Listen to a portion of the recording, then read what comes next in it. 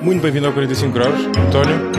Olá. Tu tens já muitos anos de observar. Meu nome é José Maria Pimentel e este é o 45 Graus. Que vivem em Neste Portugal. episódio, o convidado é António uma Gomes, série de coisas, que é desde diretor-geral da GFK Métricos, Métricos, uma empresa que faz parte da multinacional de estudos de mercado tem GFK. vários papéis diferentes. O convidado tem uma carreira com mais de 25 anos nesta área de estudos de mercado, onde tem trabalhado para vários setores e indústrias, como por exemplo o setor da saúde, a comunicação social que é que tu e tens ainda estado a estudos de observar opinião ao e longo político-eleitorais. dos últimos anos? Como sabem, pelo tipo de temas que aborda, cabe muitas vezes por conversar com investigadores e professores universitários.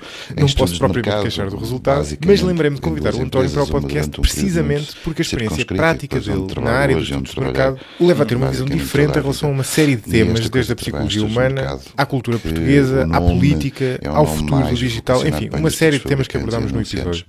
E foram de facto muitos.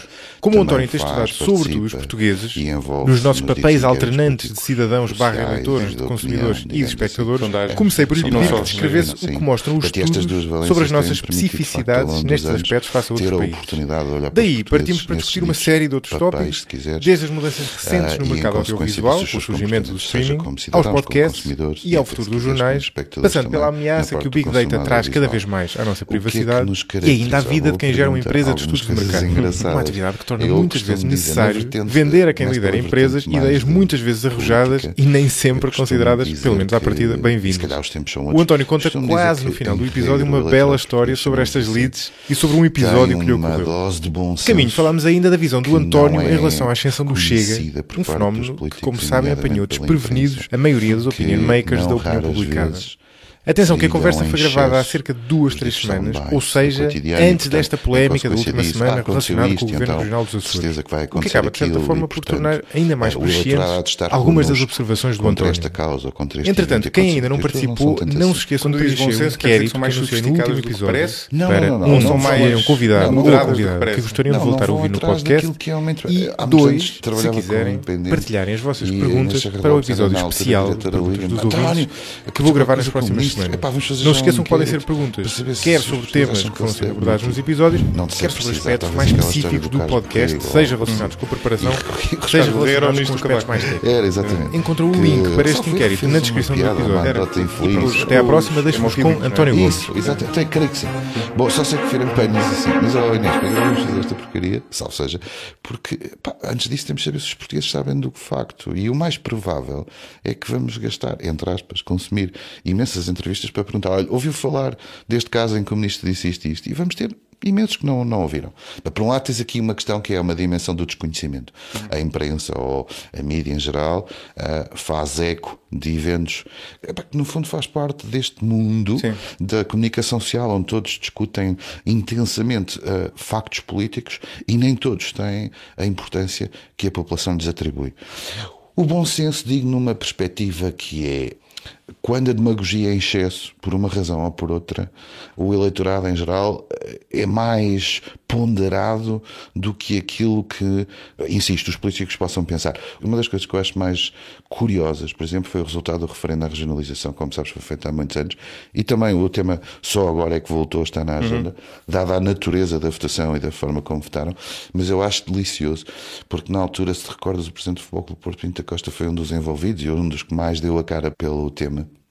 E, portanto, esperava-se um resultado renhido, mais ou menos aconteceu, não significativamente renhido, mas eu achei curioso que o referendo só passa, ou seja, a votação a favor da regionalização, só passou no Conselho do Porto. Em todo o Grande Porto. E recordo-me que ele próprio dizia o Porto vai todo votar a favor da regionalização. Portanto, agora, eu não estou a atribuir à decisão de não avançar com a regionalização um cariz de essa era a posição correta e, em consequência disso, revelou bom senso. Bom senso foi naquilo que foi, se quiseres, a natureza dos argumentos apresentados para que se votasse de uma determinada maneira e as pessoas não foram atrás disso. Entendes? Quanto aos consumidores, eu penso que nós estamos a viver, e não é por acaso, esta fase muito singular da pandemia há de trazer certamente consequências, mas eu diria que o último grande facto relevante que de alguma forma condicionou o comportamento dos portugueses. Estamos a falar de major trends, ou seja, grandes tendências, foi inequivocamente a crise, ok? A crise que é de 2009, naquilo que tem a ver com a parte financeira propriamente dita, mas que depois... 2011, 2012. Exatamente. Onde, se quiseres, o facto mais relevante foi, inequivocamente, nós na altura chamávamos as microtendências que íamos apanhando a afirmação do Homo economicus, ou Homo racional economicus. O que tu vistes foi um movimento mais ou menos deste tipo. Um downplay de uma despromoção de categorias de consumo em que, no entender do consumidor, não valia a pena ir atrás, digamos assim, de um custo em excesso, por troca do branding e da promessa aspiracional da marca, e em contrapartida fazer uma gestão mais racional da carteira, guardando esse espaço da marca e em consequência ou da presunção de qualidade para determinadas categorias. Portanto, no fundo, tiveste uma troca. Eu costumo usar o exemplo, se calhar até à altura as pessoas, não dando muita importância, mas chegavam à prateleira e compravam uma caixa de fósforos como um ato normal de algo que não olhavam para o respectivo valor, e até o preço da caixa de fósforos e em consequência da marca começaram a não fazer. E começaram a comprar mais marcas brancas, por exemplo. Exatamente. Portanto, as marcas do retalho ganharam uma projeção muito significativa.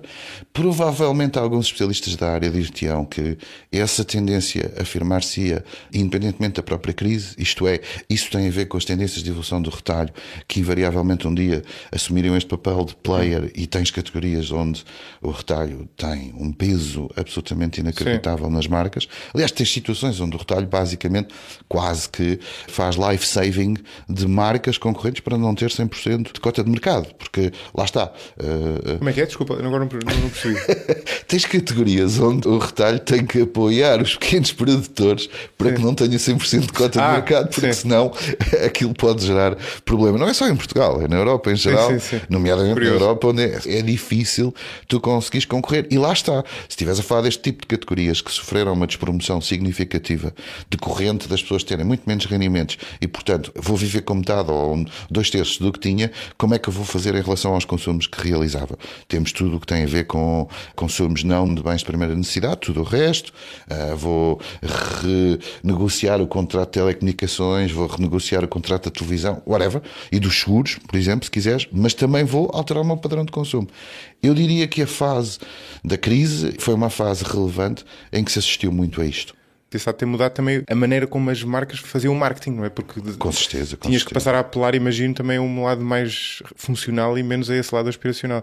Também, e toda para a mesma marca, aqui digo para a mesma marca, não é? Sim. Foi uma luta, vamos lá ver. As marcas, fabricantes e marcas continuam a ter e continuarão a perpetuar uma guerra, entre aspas, muito significativa e expressiva com a distribuição. Portanto, é uma das... Eu uma vez fui a um cliente e um grande fabricante muito conhecido, um dos maiores players, e estava a passar por uma sala na cave e ouvia-se uns gritos enormes lá, e às tantas eu estranhei, pensei, isto é uma empresa, uma multinacional, o que é que se passa aqui? E a pessoa que me ia levar para a sala onde ia ter reunião já para mim disse assim, António, não ligo, isto é onde é a sala da negociação para lidarmos com a distribuição moderna, com o retalho. E eu, a sério, sim, nós temos role-playing e treino para andar aos gritos com a distribuição. E eu achei, bom, se isto está assim, imagino como é que a coisa vai ser.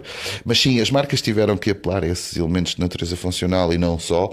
Houve um bocadinho de tudo, ou seja, criar sub-brands, submarcas, criar produtos ou seja, apelar também à componente da qualidade. Também tivestes aqui e ali a sensação de que, repara que tu próprio usaste uma linguagem que a distribuição detesta, ou retalho, que é marca branca, reparaste, o branco, esta noção de ambas as partes. Houve uma luta relativamente a este tema, que não está terminada, mas que teve muito a ver também com este fenómeno que eu te disse. Acho que hoje a pandemia e pós-pandemia trará também algumas alterações significativas de comportamento por parte dos consumidores. Aguardemos. Deixa-me dizer-te, tal como as ditas marcas de distribuição, também a parte dos genéricos, foi nos últimos 10 anos que ganhou um impulso. É verdade que os genéricos, na parte que tem a ver com a indústria farmacêutica, também têm este impulso alavancado em medidas de decisão política e, portanto, há aqui uma promoção proativa de uma diminuição do preço dos medicamentos e, em consequência disso, dos ditos genéricos, mas que, de alguma forma, andam atrás disto, como eu disse, que é uma alteração do comportamento por parte dos consumidores, as grandes alterações. Pois há pequenas coisas que não são grandes, mas que são relevantes, provavelmente versaremos sobre elas mais à frente, sobre o peso do canal online e, portanto, aquilo aquilo que é hoje o comportamento de compra por via do online e, em consequência disso, quanto é que isso determina uma alteração dos hábitos de consumo por parte dos portugueses. Deixa-me dizer-te que eu acho que o pós-crise trouxe alguma euforia, no fundo foi uma euforia... Compensação. Sim, uma compensação, que, repara, acabou por bater contra este muro enorme em março de 2020, já pelo nome de Covid e que fez parar tudo, mas a verdade é que vivias pretty much num clima bom, onde tinhas as pessoas otimistas, entusiasmadas, muitos turistas, muitas formas mais ou menos... protocoladas e formais de ganhar dinheiro, mas havia um bocadinho de tudo, estás a ver? Eu vou abrir um alojamento local, eu tenho não sei, whatever, montes de coisas que criavam. Isso fez com que houvesse um aumento do consumo e houvesse o espaço para que as marcas voltassem a ocupar o seu natural lugar, que quando eu digo natural é no sentido de ter uma componente aspiracional e atraindo por isso mais o consumidor, ou pelo menos desafiando a voltar a considerá-las e a pagar mais pelo respectivo valor. Mas idêntico, ou seja, tu achas que se voltou aquilo que era o status quo não, pré-crise? Não. O Homos Económicos deixou lições, entendes? Se tu pensares... Este fenómeno não foi só cá. Lembra-te de coisas como os coupon groups, lembra-te de coisas como os descontos pago 2, leve 4 e descontos imediatos. Tudo o que foi usado, abusado e que se manteve ou que tende a manter-se e a perpetuar-se como mecanismos dentro do universo das promoções e de descontos, isso veio e não se alterou. E o consumidor trabalha e procura ativa e proativamente esses benefícios. E isso foi, se quiseres, um dos vestígios dessa altura. Percebes? E, portanto, não há um regresso a uma inconsciência de não olhar para os preços. As pessoas hoje estão mais cuidadosas. O que há é, os consumos não se limitam só a bens de primeira necessidade e, portanto, houve mais espaço para, se quiseres, aqui e ali um mimo, procurar dimensões, no limite até de bem-estar com um custo associado, mas que, olha, já tenho dinheiro na carteira, já posso fazer certas coisas que não fazia anteriormente. Sim. E um mimo pode ser ir comer fora mais vezes, entendes? Passa por estas coisas, não tem que necessariamente ir a um spa ou passar um fim de semana fora. Mas, na verdade, poucas pessoas voltaram a níveis de consumo, se quiseres, próximos do que existiam antes da dita crise financeira de 2009. Sim. Em relação à dimensão dos espectadores, e só para terminar, falaste-me de 3 dimensões, assim muito rapidamente. Bom, aqui há uma mudança que tem a ver com esta inevitável progressão e manutenção e persistência daquilo que são os fenómenos associados à internet. Eu digo internet para se perceber os consumos em redes sociais, em 7 redes sociais, tudo o que tem a ver com as ofertas no universo do streaming. Portanto, esta luta não fácil entre, por exemplo, canais ditos generalistas FTAs e os conteúdos por cabo e também os conteúdos de streaming, as mudanças que isso suscitou, eu aí acho que há alguns temas complexos que ainda não estão... Eu não tenho uma ideia completamente fechada sobre como é que tudo isto se resolverá, mas recordo-me, porque a minha formação é em Sociologia, de que o ser humano é um ser eminentemente social. E é preciso que para essas dimensões sociais existam conteúdos que gerem o princípio do bonding, ou seja, tu estás com alguém e tens alguma coisa com quem falar. E das duas, uma, ou os conteúdos audiovisuais deixam de o ser e, portanto, passa a ser um consumo monádico e é só para mim. Exato. E eu vejo uma série e mais ninguém vai poder vê-la pela razão de que não tarda muito, a oferta é quase nominal, estou a exagerar, certo. Mas se quiseres, é muito tribalista e, portanto, não dá, quer dizer, estamos 10 pessoas num café e eu ontem vi um episódio disto e daquilo, não conheço, eu também não, mas devias ver, mas como é que eu vou ver? Se eu estou a ver 3, ainda vou meter mais aquela. Isso, por exemplo, e paradoxalmente, pode abrir espaço a outras indústrias de entretenimento para vingarem como um elemento socialmente aglutinador ou agregador. Dou-te um exemplo. Exato, a indústria do desporto pode explorar isso.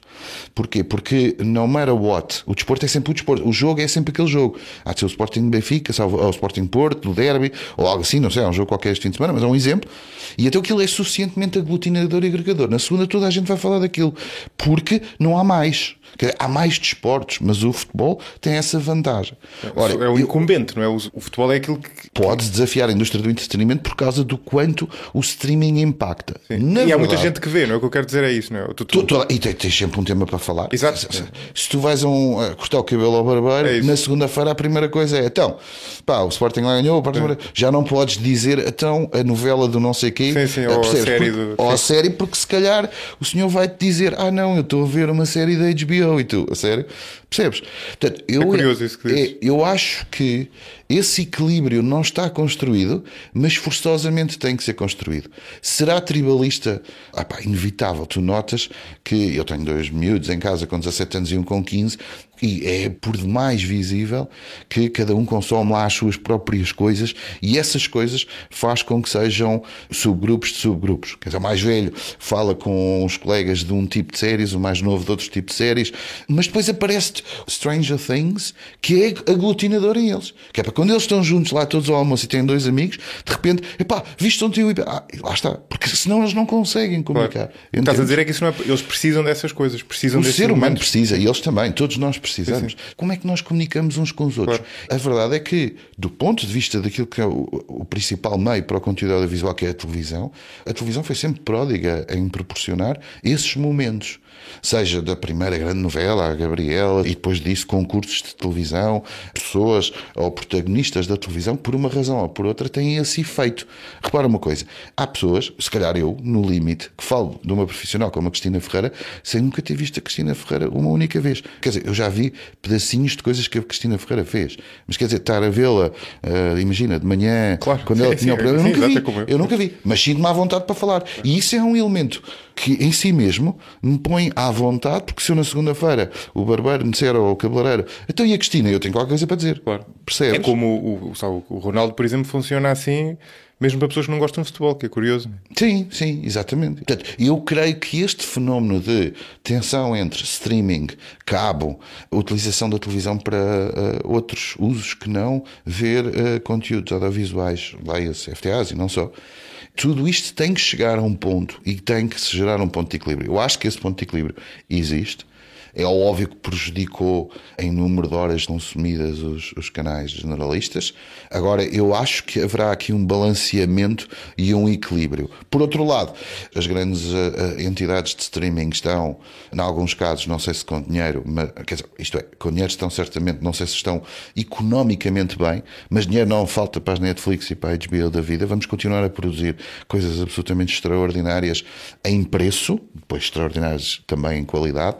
Não sei se haverá tempo, espaço para que o mundo ocidental consuma estas coisas. Porque depois, é preciso não esquecer, depois existem todos os outros conteúdos que continuam a ser gerados todos os dias, seja no YouTube, no TikTok, seja um podcast. Exatamente. Não, isso que estás a dizer é engraçado porque o mundo dos podcasts, por exemplo, enquadra-se, acho que até mais do que o mundo das séries, nessa lógica mais personalizada. Ou seja, tu ouves um determinado leque de podcast e é muito difícil que ele coincida exatamente com o que um determinado amigo teu ouve. Pode haver um ou outro que vocês têm em comum. Aliás, essa é uma das coisas que se fala em relação ao caso português, é que há quem diga que é por isso que os podcasts, apesar de tudo, ainda não descolaram a sério como descolaram noutros países, é que tu ainda não tiveste um podcast agregador como o Serial, por exemplo, nos Estados Unidos, que é um podcast, é uma história de crime e que de repente toda a gente via, ou sabe, o podcast do Joe Rogan, por exemplo, que é muito ouvido. E tu aqui ainda não tens muito isso, ou seja, as pessoas tendem cada um a ouvir os seus e isso também retira essa possibilidade aglutinadora, no fundo, a possibilidade da pessoa ter uma partilha, ter a possibilidade de comentar com outras pessoas.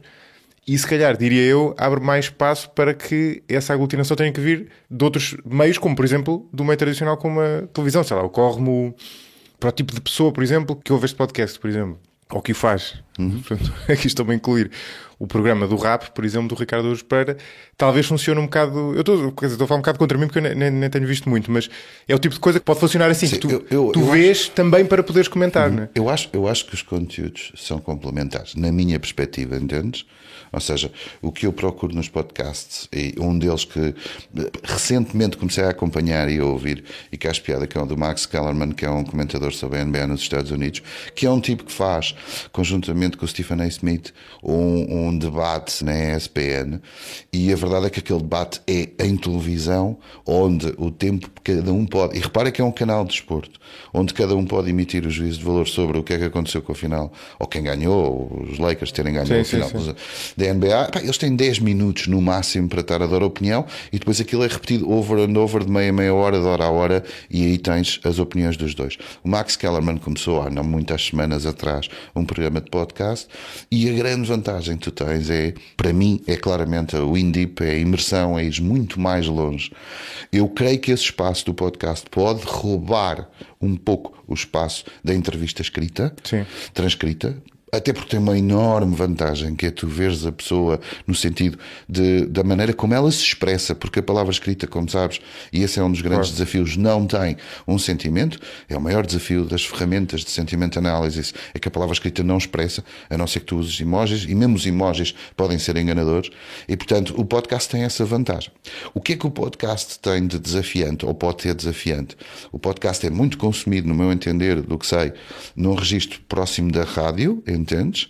É PC/mobile phone based, não é? Portanto, temos de ter uma estrutura para poder fazer. Tendencialmente mais mobile phone, diria. Sim, e é muito remetida para determinados momentos em que a pessoa procura um determinado grau de concentração, ou um determinado grau de estar ali no seu mundo e de estar a ter a oportunidade de o estar a ouvir.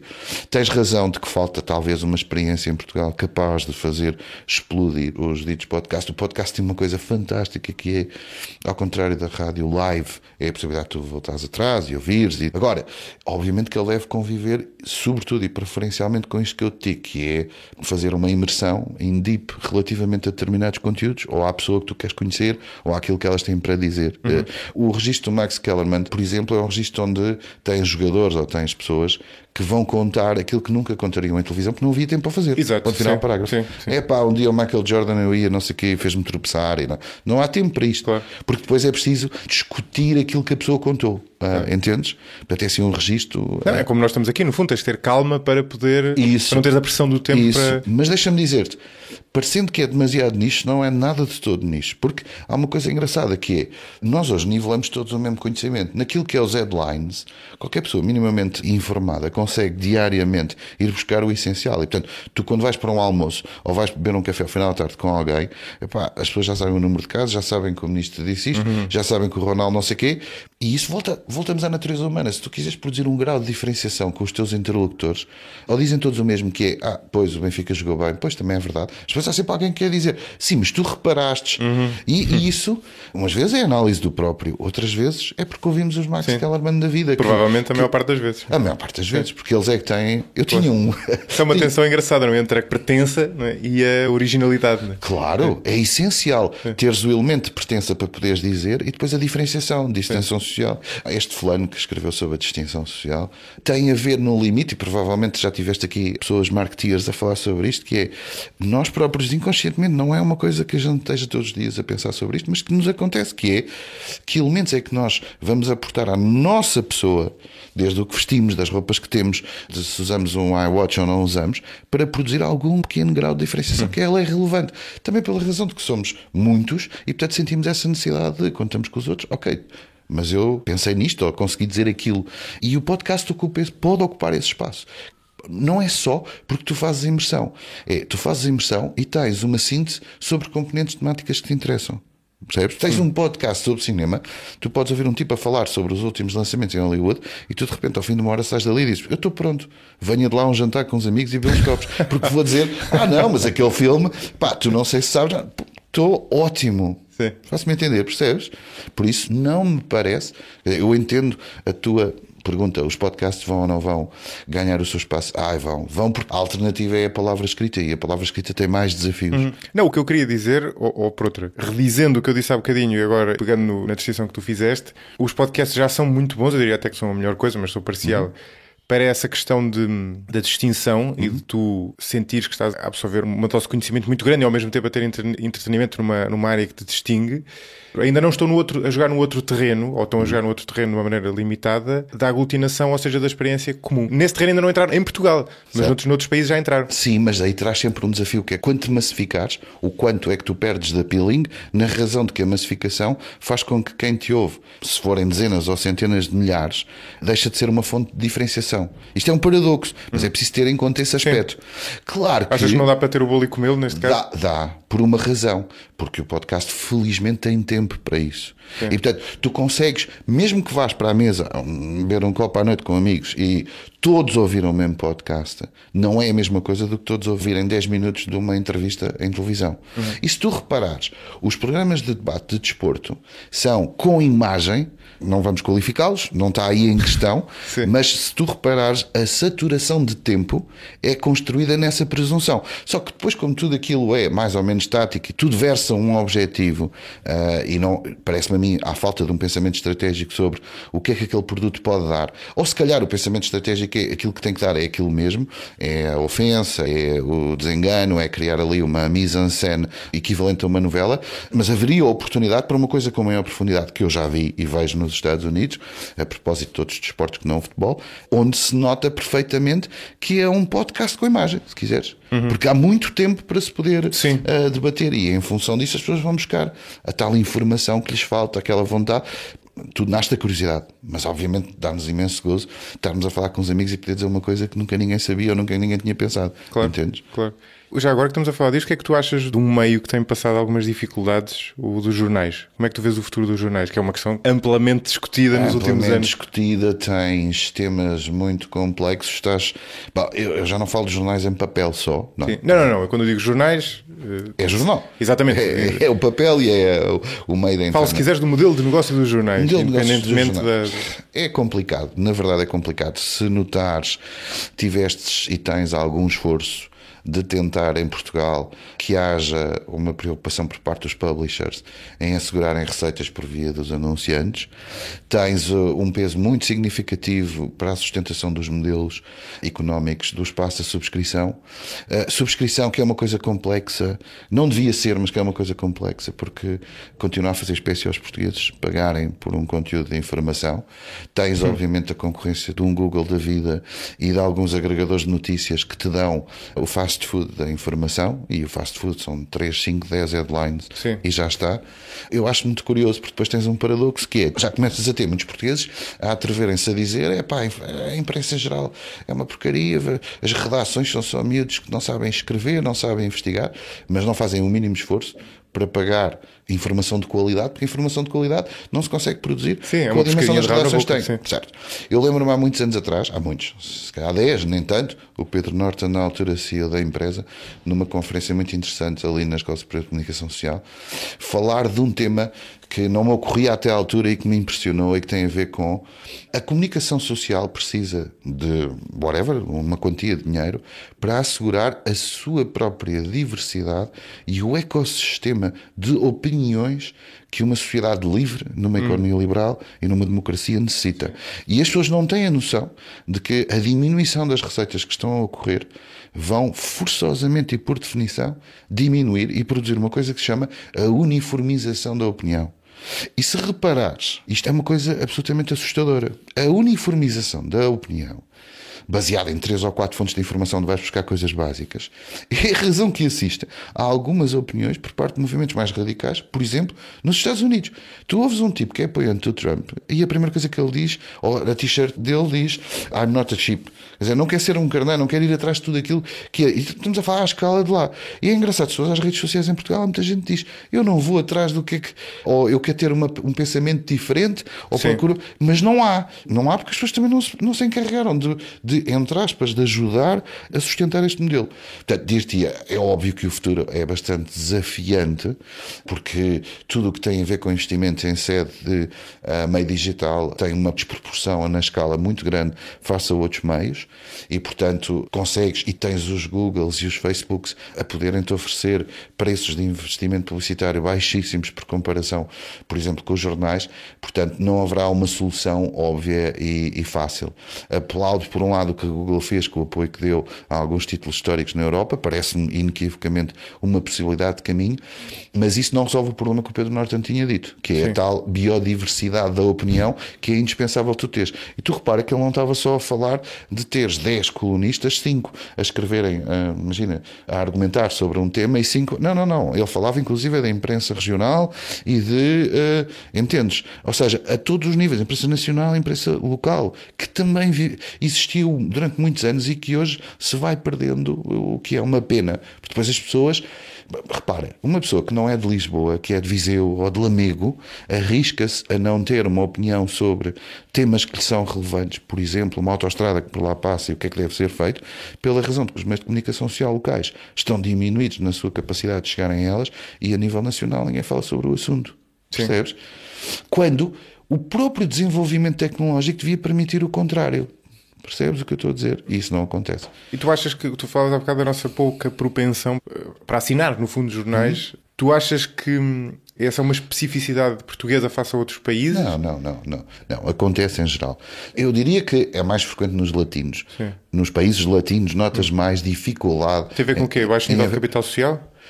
Não, acho que nós temos aquela confiança coisa de gostar de aceder a uma coisa sem pagar por ela.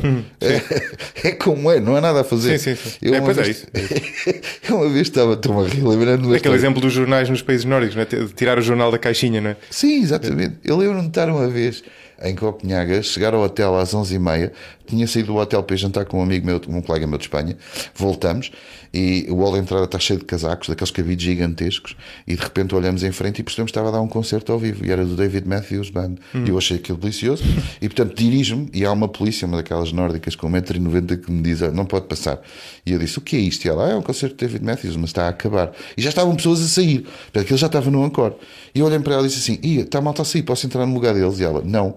Mas porquê? Fala, é só uma música que eu vou ouvir. E ela, não.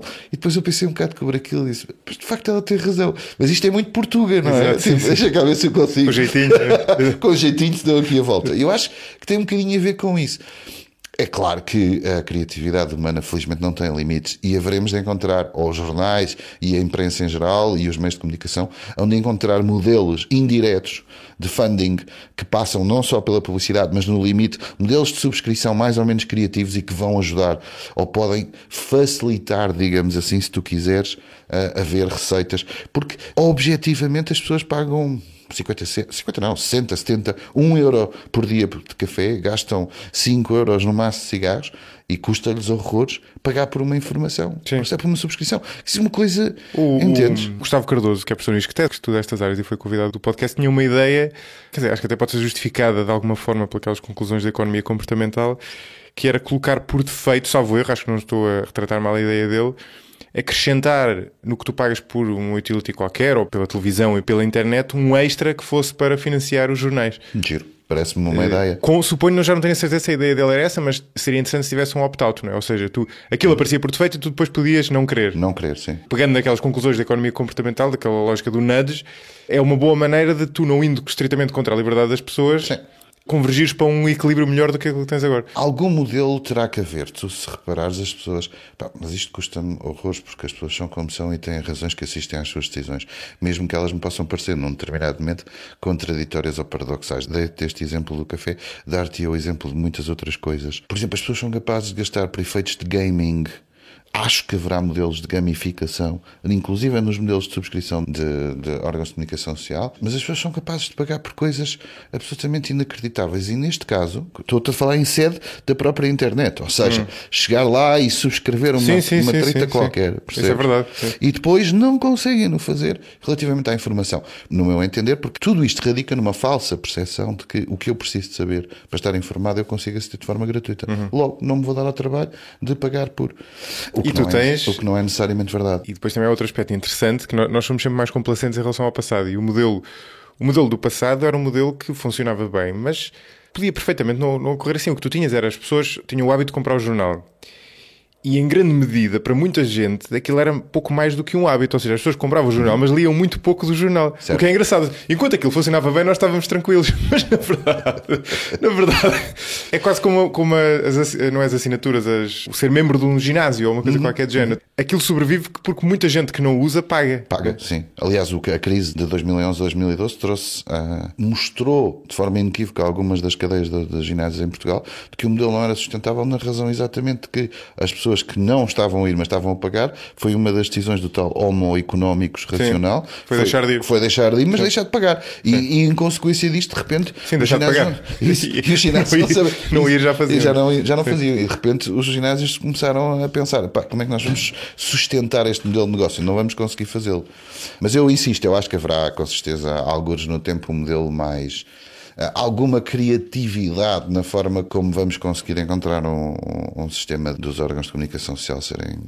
Mesmo que a tendência seja para a diminuição e para a dita uniformização da opinião. Eu diria, a minha intuição, não sei se tu partilhas, é que tem que ir mais para um lado emocional. Ou seja, ir apenas por um lado racional de preciso de mais notícias e portanto vou subscrever este jornal, é pouco escalável, porque pouca gente precisa de facto de mais notícias ou tem de facto noção de que precisa de mais notícias. Tal é a overdose que tu tens de notícias hoje em dia. Quer dizer, o que acontece, já todos passámos por isto, tu vais ao jornal qualquer, aquilo está bloqueado, tu pensas, vou googlar isto e encontro noutro sítio qualquer.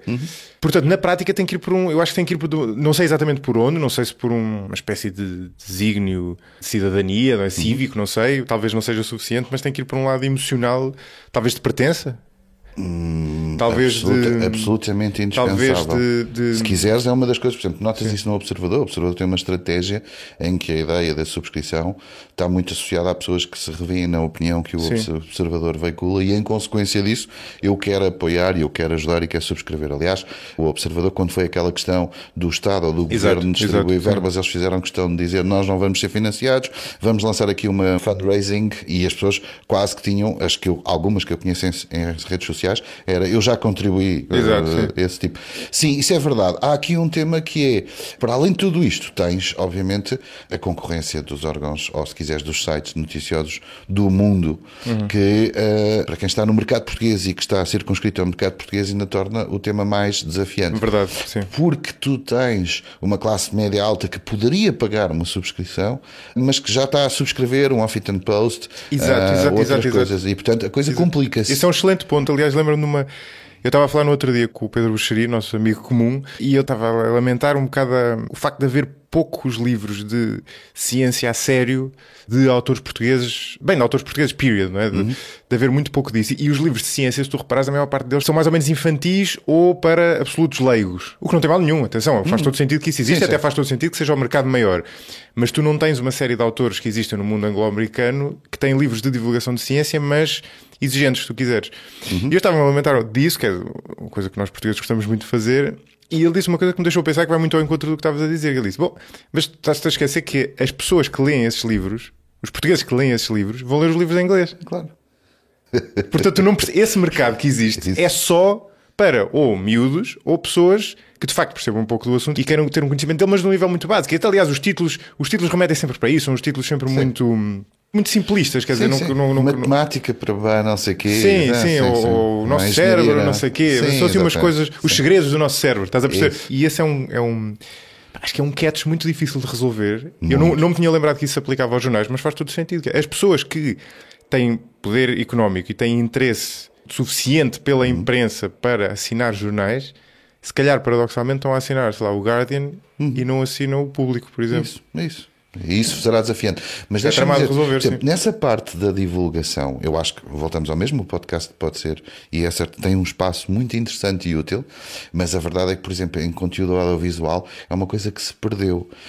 Os programas de história do José Hermano Saraiva, aqui e ali, outros equivalentes podiam... eu, por exemplo, lembro-me de gravar em beta uns programas que o Vasco Granja tinha. Ele mostrava...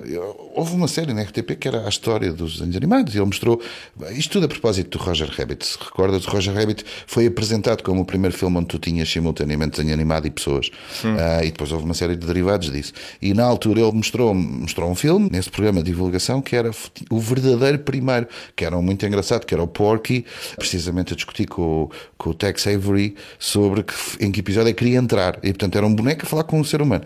Mas isto tudo para te dizer que eu acho que esse espaço da divulgação, nós temos bons comunicadores. Em Portugal há excelentes comunicadores. Eu, por sorte, tenho-me cruzado com pessoas, por uma razão ou por outra, estou a olhar para elas e muitas vezes digo, este tipo em televisão era espetacular. E não é por falta de, entre aspas, espaço de cabo para que isto não possa acontecer, entendes? Agora, mesmo um programa destes tem custos de produção, e de facto falta-nos um bocadinho, eu falo na área da ciência, mas não só, falta-nos um bocadinho mais arriscar nesta componente da divulgação, entendes?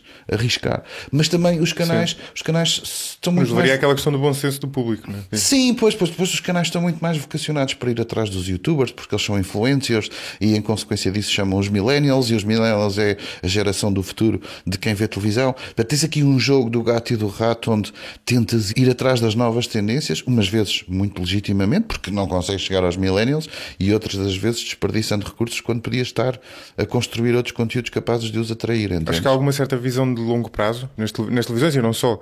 Estás-me a perguntar se há? Sim. Mesmo que haja, e o Pedro acho que é um dos que pensa a longo termo, e não é o único, conheço outros de outros canais, mas o Pedro é um bom exemplo. A verdade é que eles são, por razões várias, triturados, entre aspas, naquilo que é o dia-a-dia ou o consumo, quase por estação, entendes? É um trabalho intenso e são de altíssimo desgaste. Sim. E, portanto, não se compagina muito com poder dedicar tempo para aquilo que é uma visão estratégica a longo prazo. É um tema complexo. E as empresas... Como o mercado está a encolher também. Sim, as empresas de streaming é terrível. Há 2 anos fiz uma comunicação numa coisa muito engraçada, promovida pela APIT, Associação Portuguesa de Produtores Independentes de Televisão, e depois tinha vindo um fulano francês que explicou, acho que era na altura a primeira série francesa que a Netflix tinha decidido patrocinar e ajudar. Eles tinham feito, era com aquele fulano francês que faz do Obelix. Sim, o Gérard Depardieu. Isso, com o Gérard Depardieu. Sei que a série tinha um custo de produção e a Netflix veio e disse: nós queremos ajudar para a segunda época. Isto dito pelo próprio que tem a série e que tem os direitos da série, o francês. E eles de repente entraram com 1 milhão de euros por episódio.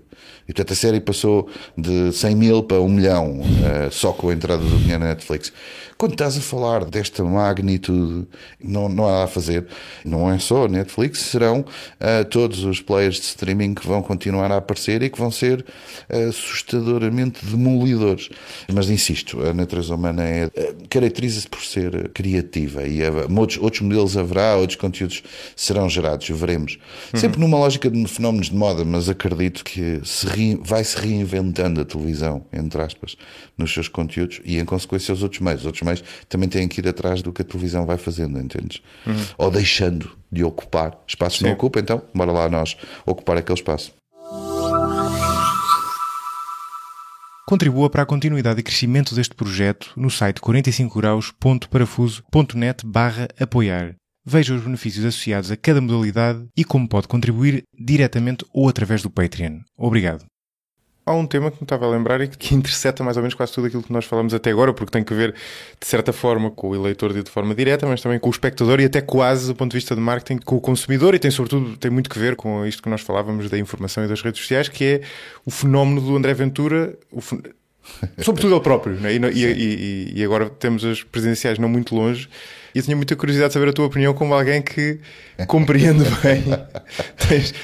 Sem querer fazer futurologia, mas acho que é um fenómeno acho que mal compreendido. Sim. Tu estás a falar-me da dimensão até onde pode ir André Ventura e quanto é que ele vale. Isso é uma dimensão do tema. Outra coisa é o Chega e outros Chegas pela Europa. Sim. E aquilo que é hoje o aparecimento de movimentos com posições mais radicais e, em consequência, porque é que isto acontece? O segundo é interessante e gostava de saber também a tua opinião em relação a isso, mas acho que nós já compreendemos algumas coisas do fenómeno maior, mas apesar de tudo há especificidades do caso português, não é? Não é a primeira vez que tu tens um candidato, chamemos-lhe assim, populista, não é a primeira vez, e no entanto há um sucesso que não existia antes, não é? Portanto acho que há especificidades. Mas eu creio, pronto, eu vou ser simplista na minha opinião e na minha interpretação. Eu diria que o Chega beneficia de uma fase em que o futuro do CDS-PP está em risco e que terão que pensar sobre que caminhos vão conseguir trilhar para inverter e voltarem a ser o CDS-PP que já foram anteriormente. E parece-me claro que o Chega e o André Ventura capitaliza junto de eleitorado que votou o PP no passado e que hoje está insatisfeito com o PP, ou não sei se não é bem não se rever. É sempre uma questão. Repara, a tarimba do André Ventura, depois de ter feito vários anos de comentário desportivo, e portanto a tarimba dele, a projeção de imagem dele, por comparação com o líder do PP, não tem nada a ver. Quer dizer, estás a falar de um tipo que se preparou e que tem hoje uma experiência como comunicador que dificilmente será encurralado num debate, porque ganhou essa experiência vasta e que emana uma aura provocador, no limite a gozar, se for caso disso, irónico, nas fronteiras de certas coisas que diz e que depois diz: vá lá ver se eu disse isso. Eu não disse isso. Que inequivocamente o PP não tem. Portanto, primeira questão. Esta para mim é clara, é uma das razões da satisfação. Pois há uma segunda dimensão, mais complexa ainda, que tem a ver com o André Ventura capitaliza, ou Chega capitaliza, eleitorado PSD insatisfeito com o rumo que Rui Rio dá ao PSD. E que não se revêem forçosamente em todas as dimensões ideológicas que o Chega defende, mas que se revêem nas 2 ou 3 suficientes para balancear entre vou votar Chega porque do Rio eu não quero. o Rio. Porquê? Porque o Rio corta, quiçá para eles, excessivamente com órfãos do pacismo, com aquilo que era a componente doutrinária e ideológica de Passos Coelho. Lembra-te que Passos Coelho, para estas pessoas, e não é para estas pessoas, é um facto, mas para estas pessoas, ganha as eleições. O Passos Coelho e o Ventura têm nada a ver um com o outro. Sim, mas a questão não é essa. A questão é, Passos Coelho vence as eleições, sempre na lógica deste eleitorado. Há aqui um golpe. O Costa faz uma geringonça e corre com ele. Passos Coelho não lhe foi dada a chance de poder beneficiar daquilo que foi o amealhar dinheiro por causa da intervenção externa que tivemos. Portanto, afasta-se e de repente vem um líder do PSD que não critica. E que tem que criticar. Estas pessoas, algumas eu conheço e me dizem, epá, este gajo tem que dizer mal, tem que arranjar maneira de dizer mal do Costa e acabou. E não. Este tipo está ali, está-lhes a fazer favores. Então estas pessoas acham piada a coisas que o André Ventura diz. Achar piada aquilo que o André Ventura diz é sempre um risco, na minha opinião. E aqui já estou a emitir um juízo de valor. A questão é, o que é que André Ventura tem de peculiar, ou se quiseres, muito próprio da realidade portuguesa? Na verdade não é diferente. Eu conheço razoavelmente o caso de Itália e vai chegar... Não é bem a mesma coisa. Nós não temos imigrantes, como os outros têm. E, portanto, ele não consegue explorar o tema dos imigrantes como muito facilmente exploras em Itália, na Alemanha, que são realidades onde estás na rua e vês adolescentes de burca, vês uma quantidade de coisas que nós não temos sequer o hábito de ver aqui. Ponto final, parágrafo. Portanto, explora a questão da etnia cigana, porque vem daquilo que é, eu tive em Loures, eu sei do que é que estou a falar, e, de facto, a etnia cigana nunca soube dar os passos, quer dizer, deu alguns, mas nunca deu todos os passos para conseguir ultrapassar a imagem de indigentes. Isto é, de alguém que vive nas fronteiras daquilo que convém, claro, não pagando impostos, fazendo vendas de produtos que são contramanufaturados e, em consequência disso, não contribui, lá está, para o bem-estar da sociedade. Depois tens sempre aqueles casos que, no limite, são os lugares comuns que as pessoas vêem e, em alguns casos, acreditam que é mesmo assim. O tipo vive numa barraca, mas tem um Mercedes à porta. Isto é o que ouves em todos os cafés e é tudo dito. Portanto, ele capitaliza isto. A propósito, um outro tema, que é um tema da segurança, ou da falta dela, que por muito que tu digas, e é verdade que o dizes, e tens provas de que Portugal tem dos índices de criminalidade e violência mais baixa, a verdade é que o órgão de comunicação social é esse jornal mais consumido no país, é o Correio da Manhã, e o Correio da Manhã reproduz regular, diariamente ou quase, notícias que têm a ver com criminalidade violenta contra a população indefesa, seja idosos, seja não sei o quê, não sei o que mais. A televisão a televisão também, se quiseres. Eu estou a falar o fenómeno Ventura antes dele ter aparecido e até ao que ele é hoje. Ou seja, nos últimos 10 anos criaram-se as condições que proporcionam isto. Depois, problema. Há estruturalmente, e não esta semana e na semana passada, uma sondagem feita por nós foi divulgada no Expresso a propósito destas questões, tens um problema que é o problema de o sistema de justiça não dá aos portugueses a sensação de que a justiça existe. E, portanto, ficas com aquelas coisas que é, o tipo violou uma idosa e deram-lhe como medida de coação, liberdade, e não sei o quê. Deu uma facada em alguém e foi para a rua. E depois os poderosos também estão na rua, ninguém sabe quem é que está preso, não é? Porque no meio disto tudo, depois as pessoas acham, devem-se perguntar, mas afinal quem é que ficou preso? A Rosa Grilo ou alguma coisa assim do género. E todo esse sentimento é exatamente o território do qual ele se alimenta. Muitas das vezes, como não podia deixar de ser, não propriamente based on facts, no sentido das estatísticas, dos números que aí estão, e, portanto, a questão é, qual é o seu ceiling, qual é o teto, ou até onde o André Ventura pode ir? Acho que para já é uma questão de ver, porque eu pessoalmente, no meu juízo de valor, acho que ele é um tipo esperto, aqui e ali inteligente, se quiseres, reconheço-lhe esse mérito, não o vejo sinceramente como um estratega. Há ali muita, aquela coisa dele ter chorado na convenção e emoção, há ali muita coisa que é próprio de líderes populistas, quase aqueles evangélicos da América, sabes, que depois cantam todos e abraçam-se todos. Agora, eu não sei se ele tem uma visão estratégica para o futuro e se isso representa, ou pode representar uma ameaça para além daquilo que já é hoje os 7%. Os 7% pode dar origem a um grupo parlamentar, e um grupo parlamentar pode dar origem a um combate político muito mais efetivo, com consequências imprevisíveis dependendo das questões. Agora, também tens, se quiseres, no espaço que ele ocupa, a iniciativa liberal, podes ter um PSD que se reinventa ciclicamente com abordagens diferentes e ver o que acontece com o PP. Portanto, ele pode acabar por vir a ser um fenómeno de moda ou não.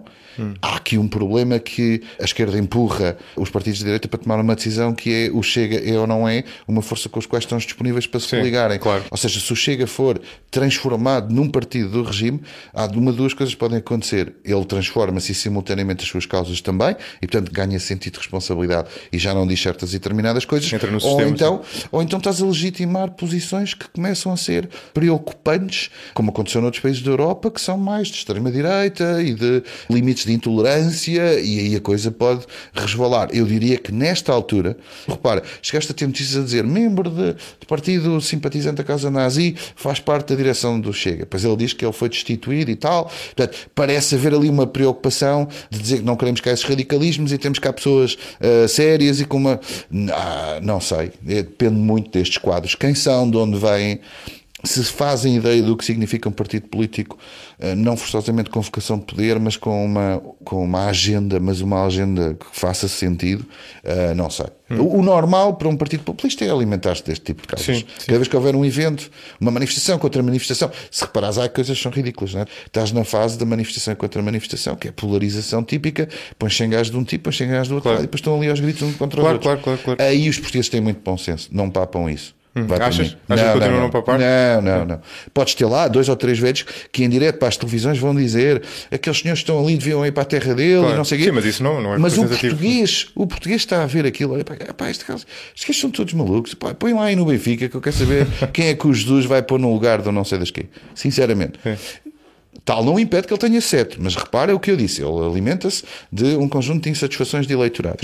E é preciso vê-lo nas urnas. Não, assim, a questão que estamos aqui a discutir é se é escalável para lá dos 7 ou 8 ou 10, não é? Diria que não, francamente diria que não. Sim. Mas a responsabilidade está toda do lado, não apenas do PSD e do Rui Rio, no meu entender, mas também, no limite, da maneira como a tensão entre a esquerda e a direita é suscetível de não extremar posições. Estás numa sociedade assustadoramente polarizada, onde as redes sociais têm um papel brutal nesta polarização. Às vezes choca-me a maneira agressiva como as pessoas persistentemente escrevem em sede de redes sociais, como se, para ter razão, tudo está no soundbites e na agressividade do soundbite, quando a política portuguesa, paradoxalmente, foi muito mais intensa quando tinhas Passos Coelho e Sócrates a discutir o PREC. Quando tens o PREC, tens sessões muito parlamentares, mais, claro, pum. Era uma coisa inacreditável. Aliás, porque ambos, à sua maneira, muito agressivos, quer dizer, e muito militantes na maneira, porque eram debates miserabilistas. Hoje não tens esse sentido, mas és capaz de ter. Imagina, na crítica a Costa, o nível do soundbound da agressividade é superior à que havia com o Sócrates, que é um paradoxo.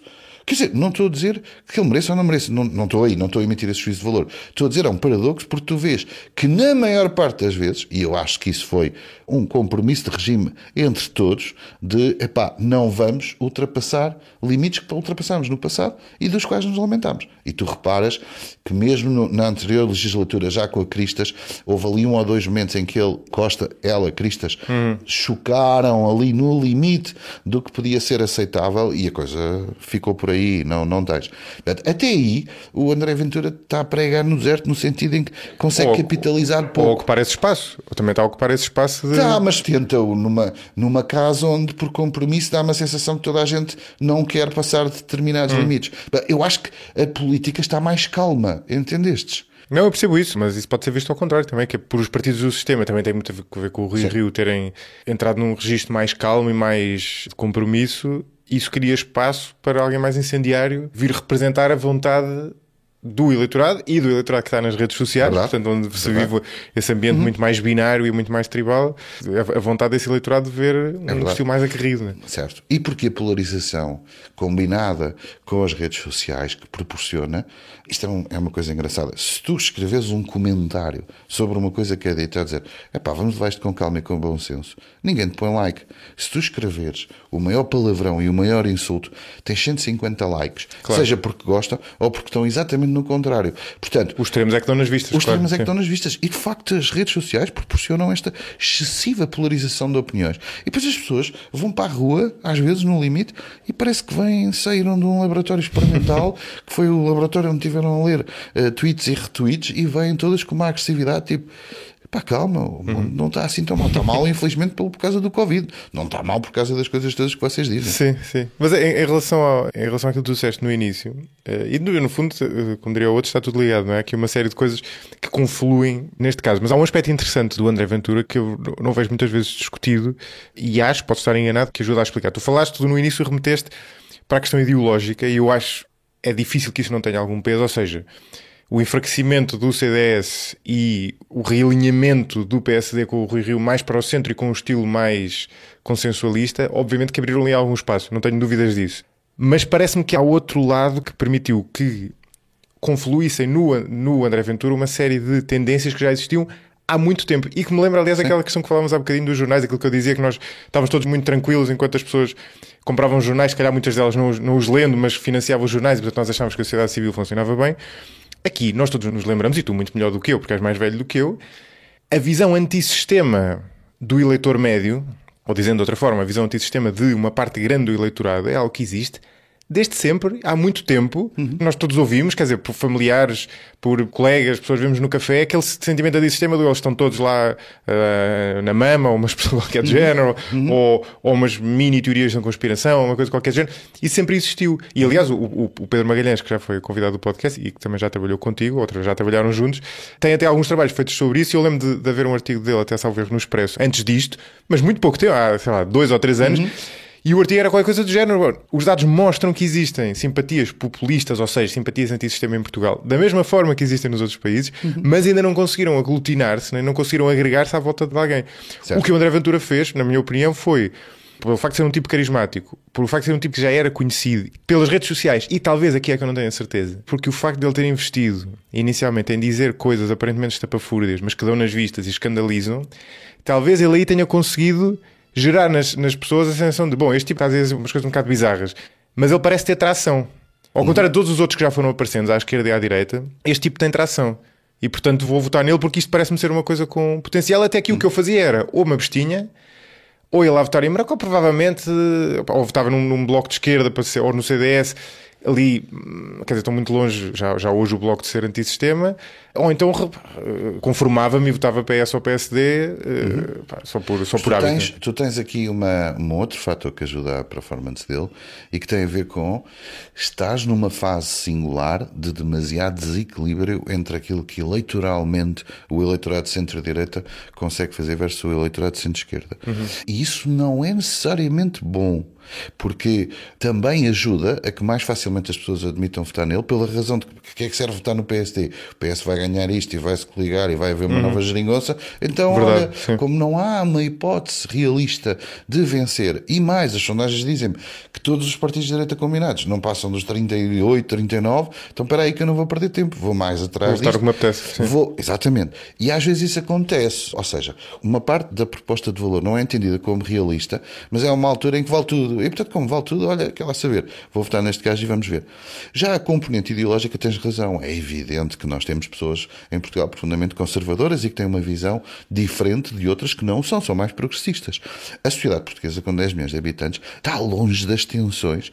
Por exemplo, tu vais à Espanha... Sim, não tem nada a ver. Não tem nada a ver. Os portugueses nem sequer têm a noção do que é ir à Espanha no dia de, sei lá, num dia de Páscoa, como me aconteceu a mim em Santiago de Compostela, e ter uma senhora vestida como La Passionária 1900 e não sei quantos, e a dizer Espanha ou muerte, e toda a gente a olhar, vais à Alemanha e os alemães quando discutem política que não se pode discutir. E a Espanha ainda por cima tens a questão das autonomias. Portanto, nós temos 3, 4, 5, vou exagerar, que estou a simplificar, que lá está, mas causas fraturantes. Causas fraturantes que têm a ver com a componente mais religiosa e, em consequência disso, a questão da interrupção voluntária da gravidez, vulgo aborto, a questão de os limites que uns toleram ou acham que não devem existir e outros que acham que não fazem sentido relativamente à questão da causa dos homossexuais, casarem, terem filhos, whatever. Mas, no essencial, as causas fraturantes não são tão excessivas. O problema é que o momento que vives, já há alguns anos esta parte, e agora em particular, tende a polarizar. Eu lembro de uma história giríssima. Eu trabalhei com o Independente. E na altura o Paulo Portas era o diretor. E portanto ele trocou, entre aspas, da empresa de estudos de mercado, começou a trabalhar connosco e nós fazíamos uma coisa que era, dávamos-lhe os resultados das perguntas, mas cruzadas com simpatia política. E eu nunca mais esqueço que um dia ele telefonou a dizer, pá, sei lá, tinha aqui um gajo que diz que vota PP e o gajo diz que é a favor do aborto. E eu, então, depois estive aqui a olhar para os resultados. Este malta é um bocado incoerente. E eu disse, bem-vindo ao mundo dos portugueses. Incoerente. Hoje no Expresso sai olha, um artigo interessante, sim. Hoje no Expresso sai um artigo escrito pela Alice, não só, mas que tem a ver com Alice Ramos. Sim, da Alice Ramos, que tem aquela porcentagem, 17%, não, estou a citar de cor, mas pronto, não sei se é 17, se é 27, não sei quantos por cento, já com peso, os portugueses acham que há raças são superiores a outras, entende? Sim, nós falamos disso. Pronto. E se tu cruzas isto com simpatia partidária, se calhar és capaz de ter votantes do PC a dizerem que acreditam nisto. E isto é uma coisa... Sim. Que é, nem tudo é branco, nem tudo é preto, e há muito em Portugal. E as pessoas não são ideológicas, ou seja, o cidadão comum não é. Não tens uma cristalização do género. A América faz mais esse esforço. Sim. Eu sou conservador, e como conservador, isso significa misoginia, racismo. Estás a ver? Está tudo ali. Aliás, se tu reparares, os apoiadores de Trump defendem-se muito bem. Eu vi uma rapariga, uma mulher de 30 anos, a ser entrevistada com o pai, e o jornalista diz ao pai: então, mas você acha que as mulheres são mais fracas que os homens? Algo assim, os homens são superiores às mulheres. Ele, claro que sim. E o jornalista aproveita e põe o micro na filha e diz: então e tu, concordas? E ela: eu concordo tudo com o meu pai diz. Qual é o problema? Eu sinto-me feliz assim. Portanto, repara que aquilo é mesmo a quadratura do círculo. Aquilo está perfeito para todas as causas. Também foram ensinados a pensar assim. Sim. Isso é interessante, porque é uma mentalidade muito mais para o bem e para o mal, organizada nesse sentido de fronteiras estancas. Nós somos muito mais sincréticos, tanto na religião como ideologicamente. Quer dizer, tu vês isso a religião católica, por exemplo, é uma espécie de balda do ponto de vista dos protestantes, não é? Porque enquadra uma série de tradições pagãs. Os santos, por exemplo, não são mais do que uma tradição pagã repackaged, não é? Reorganizada. E depois as pessoas, já agora falámos de televisão há um bocadinho, agora com a pandemia, depois da minha filha ter nascido, eu ando mais por casa e passei a ver bastante mais televisão do que via antes, que é como quem diz, antes não via quase nenhuma e agora vejo alguma. E comecei a ver aquele programa daquele tipo do César Mourão, que eu não achava grande graça. Ele faz um programa com muita piada, lembra aquele humor português dos anos 40, que se chama Terra Nossa. E é muito giro, porque aquilo vai às terriolas e tu percebes, por exemplo, uma coisa muito engraçada, que é a maleabilidade da moral que existe lá. Então tu tens o padre, o padre tem um papel muito importante e as pessoas são todas católicas, mas depois estão permanentemente a mandar piadas sexuais, mas desde o início. É que elas não se ensaiam também, desde o momento em que tem um microfone à frente. Claro. E o padre está na audiência, aquilo tem muita piada. Esta maleabilidade, não é? Esta capacidade de não ser extremado, que também tem um lado negativo de uma certa desorganização intelectual, que às vezes me irrita, mas tem um lado bom de não cair de uma menor propensão para esses extremos.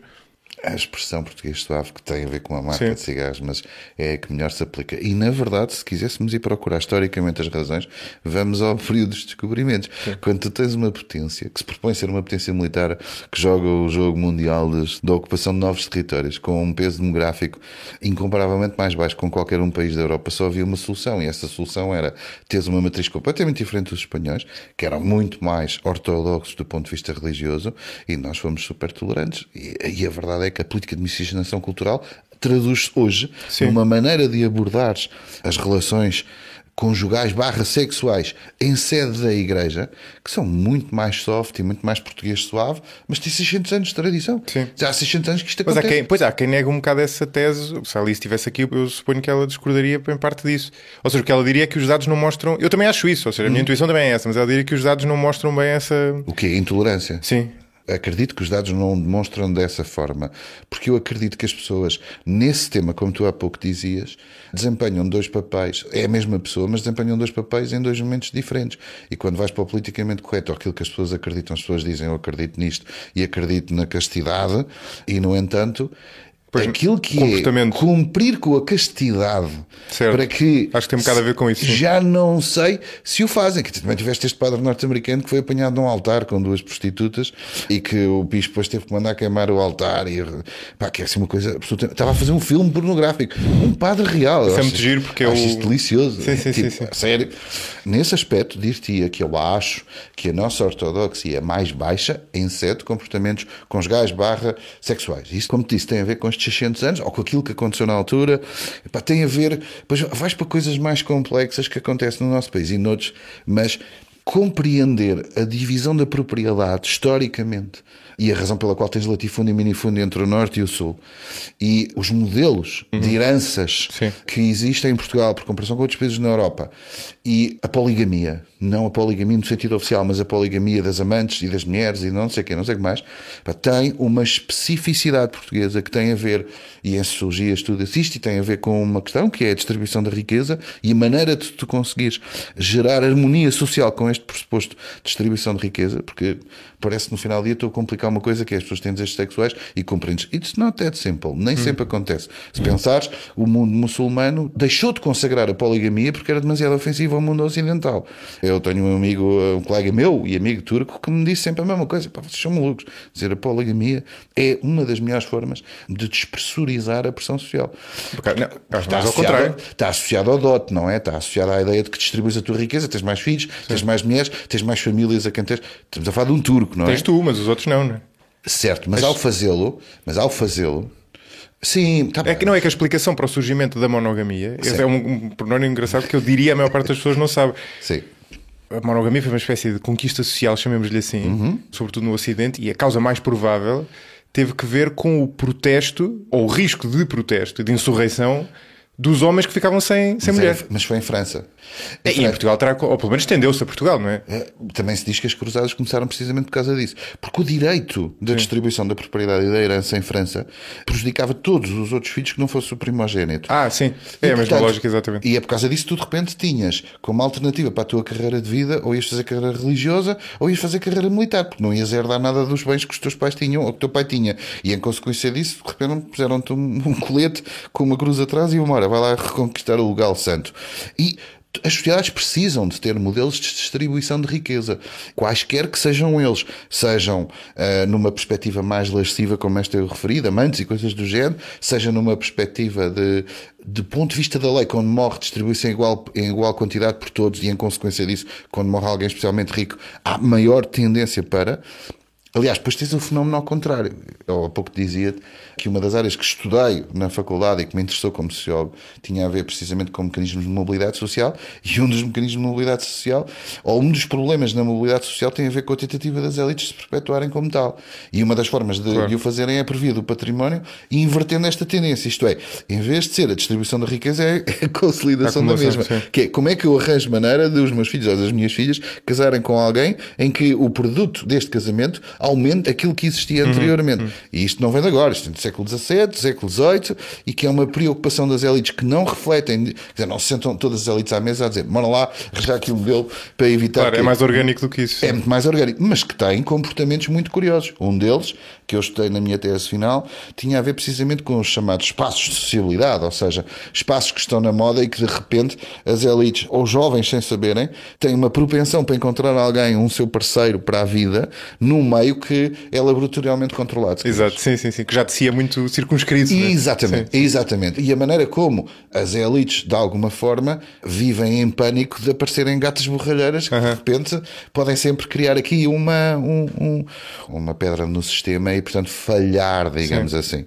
Mas se reparares, tudo isto que eu acabei de enunciar é das coisas mais discretas na sociedade portuguesa que tu podes ver. Sabes que há um baile de botantes e sabes que há assim umas coisas, mas não é uma coisa que se veja, porque é uma coisa que vê-se muito pouco, é curioso, aliás. Vê-se muito pouco. Noutros países é mais próprio ou é mais normal haver essa... Em Espanha, por exemplo? Em Espanha, por exemplo.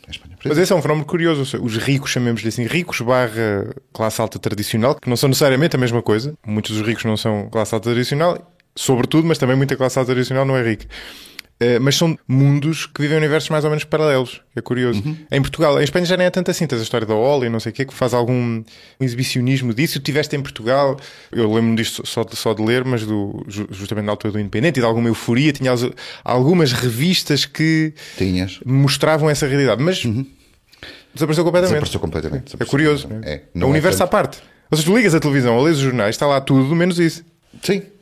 Porque há uma tendência para as próprias elites para manterem a descrição e como forma de evitar... Mas o que é interessante, ou seja, essa tendência é compreensível, mas porque é que essa mesma tendência...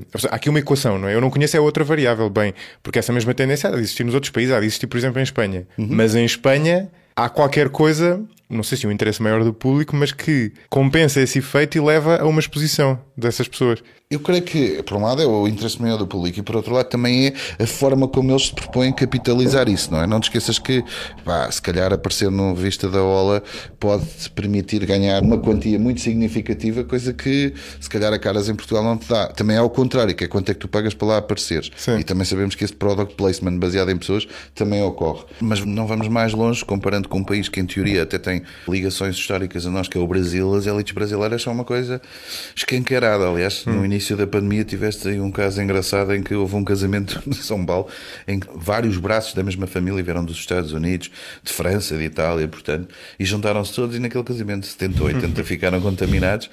Lá teriam achado que eles próprios, como eram uma elite, viviam num mundo à parte. Exato. E que o Covid não lhes chegava. Não ouviste falar de nenhum ato deste género em Portugal, sim, nem nada de parecido. Sim, foi não. Engraçado.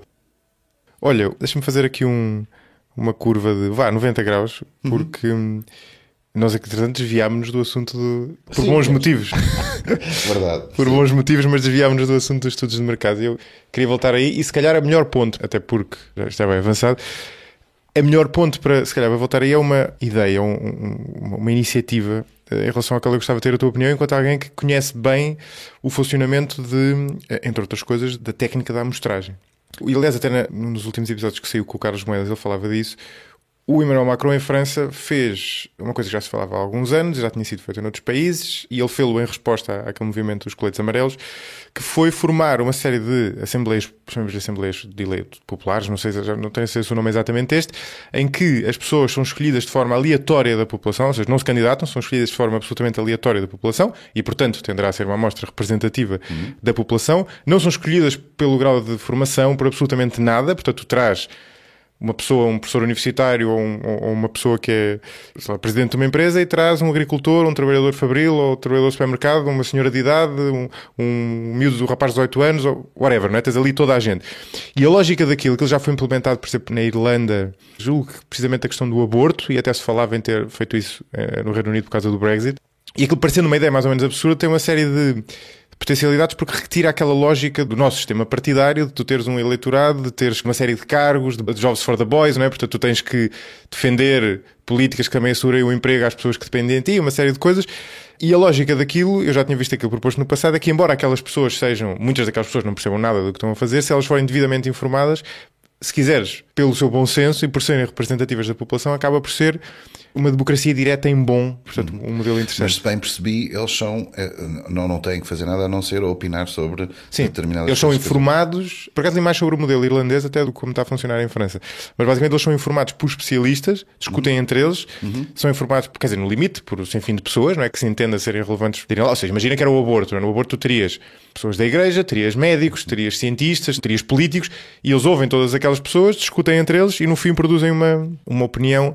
A vantagem ali, por exemplo, no caso do aborto, foi que deu uma tensão bastante menor do que costuma rodear aquele tema e menos propensão para argumentos falaciosos. No caso do Brexit falava-se, por exemplo, daquela coisa que ficou muito conhecida no autocarro, havia uns autocarros a circular, feitos pelo Boris Johnson, salvo erro, que tinham uma afirmação em relação aos gastos da Europa que era factualmente incorreta, não é?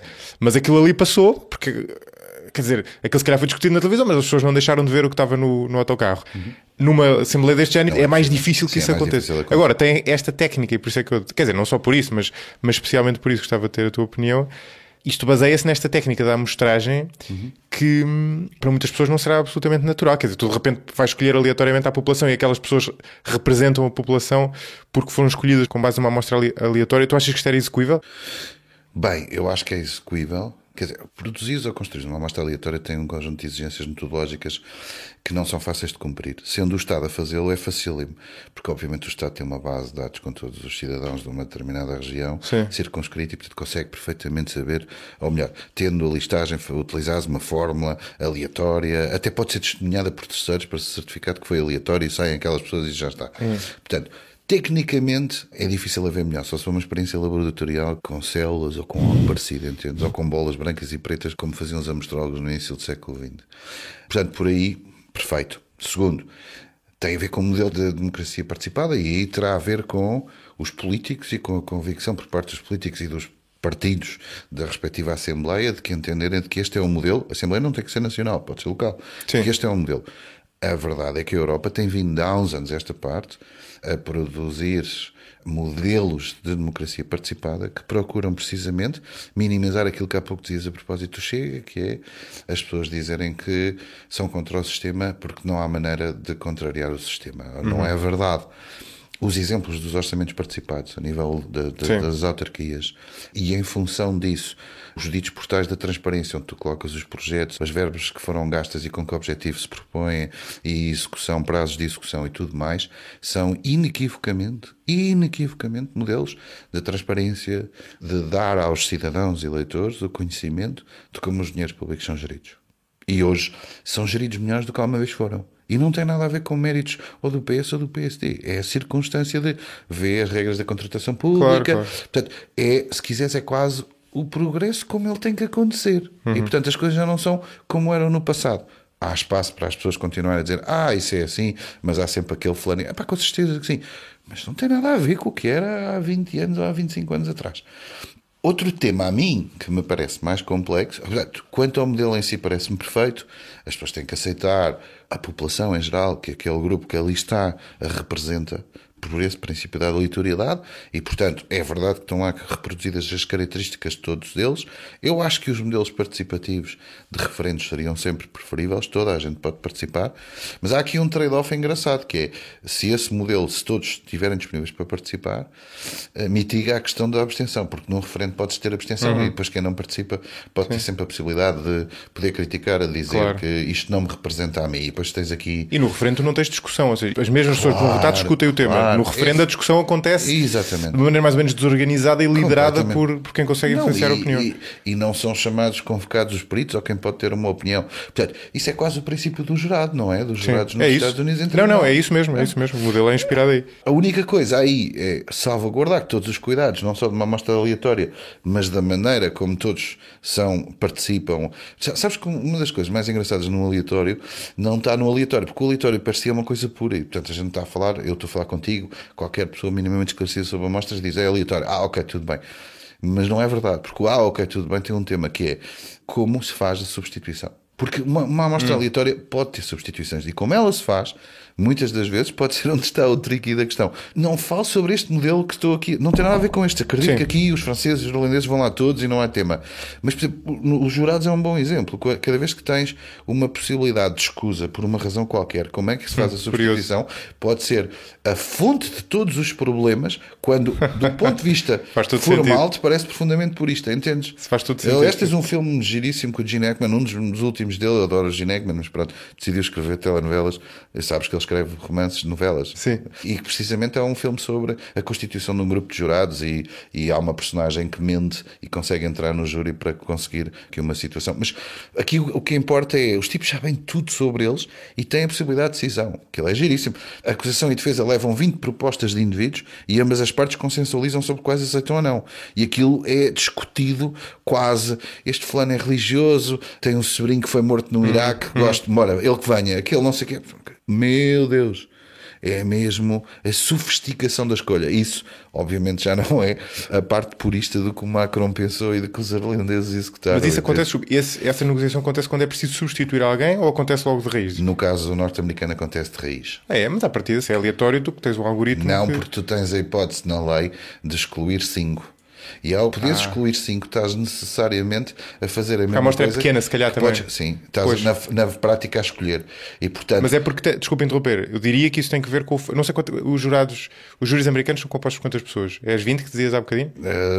Tenho ideia. Tenho ideia que são que é menos. Pois é isso. É 12, 16. É 12 Angry Men, é isso, são 12. É aquele filme do 12 Angry Men, exatamente. Portanto, 12 pessoas... mesmo escolhidas aleatoriamente, não é uma amostra suficientemente grande para ser representativo. Mas uma amostra de 100 pessoas, eu tenho a ideia que o número era em 60, não é o número a partir do qual a distribuição se aproxima da distribuição real. Tu, se tivesses lá 120 pessoas numa Assembleia, à partida tu aí já consegues garantir que aquela amostra é representativa ou muito perto de ser representativa e, portanto, não precisas de andar a fazer essas coisas, a não ser, e tu dizias há bocado, isso é interessante, se precisares substituir alguém. certo? E se for mais do que uma, a coisa pode-se complicar. Aqui é apenas um truque, insisto. Esse filme é especialmente assustador na medida em que eles estão a racionalizar todo o processo de decisão e vão a todos os detalhes para o poder fazer. Claro que em 100 a coisa é mais complicada e com o modelo participativo, todos são melhores do que aqueles que se ficam por aquilo que foi a matriz do século XX e que tem que evoluir, que é uma eleição, alguém que está mandatado e que supostamente fala em nome dos eleitores e, portanto, pode pôr e dispor. Sim. E a Europa aí está muito bem. E que tem uma série de incentivos perversos. Não acho nada que os partidos sejam dispensáveis, mas o sistema partidário cria uma série de incentivos perversos, muitas vezes até ao compromisso, não é? Quer dizer, nós vemos isso todos os dias na política, quer dizer, há poucos incentivos para o compromisso. Os incentivos é para apelares ao teu público e mostrares que defendes a causa e não... É verdade. Mas isso tem no limite sempre a ver com, se quiseres, um uso excessivo de técnicas de marketing e de estratégia, se tu quiseres. E a estratégia é uma coisa muito complexa, porque é difícil que, se tu estudares mecanismos de estratégia, eles não acabem invariavelmente neste princípio de polarização. Vou-te dar um exemplo. Talvez uma das experiências profissionais mais giras que tive na vida foi, nesta multinacional onde eu trabalho, eles um dia pagaram para eu estar 4 dias metido num hotel na Alemanha, onde era suposto não ter telemóvel nem computador, para fazer uma ação de formação sobre negociação. E aquilo foi muito engraçado porque tínhamos um formador alemão, no nosso caso, e nós basicamente fomos... Aquilo é uma experiência, ou seja, tu és usado como cobaia em 2 dias. Só ao final do segundo dia é que eles te dizem, ele te diz, que até agora estive a gozar com vocês. E nós não sabemos. E uma das experiências como cobaia, por exemplo, o tipo é profundamente desagradável, distante e frio. E trata-nos como se fôssemos alunos do secundário, não da primária. Nós estamos numa sala, o tipo entra com ar de executivo, e diz uns chorritos disparados e goza connosco. Desde logo uma coisa que é, só ao fim de 5 minutos de estar aqui a olhar para vocês, já sei qual de vocês é que vai chorar, qual de vocês é que no 3º dia vai apanhar uma badeira porque não está bem e qual é que ainda me vai tentar bater. Acho que este gajo está a dizer isto porque...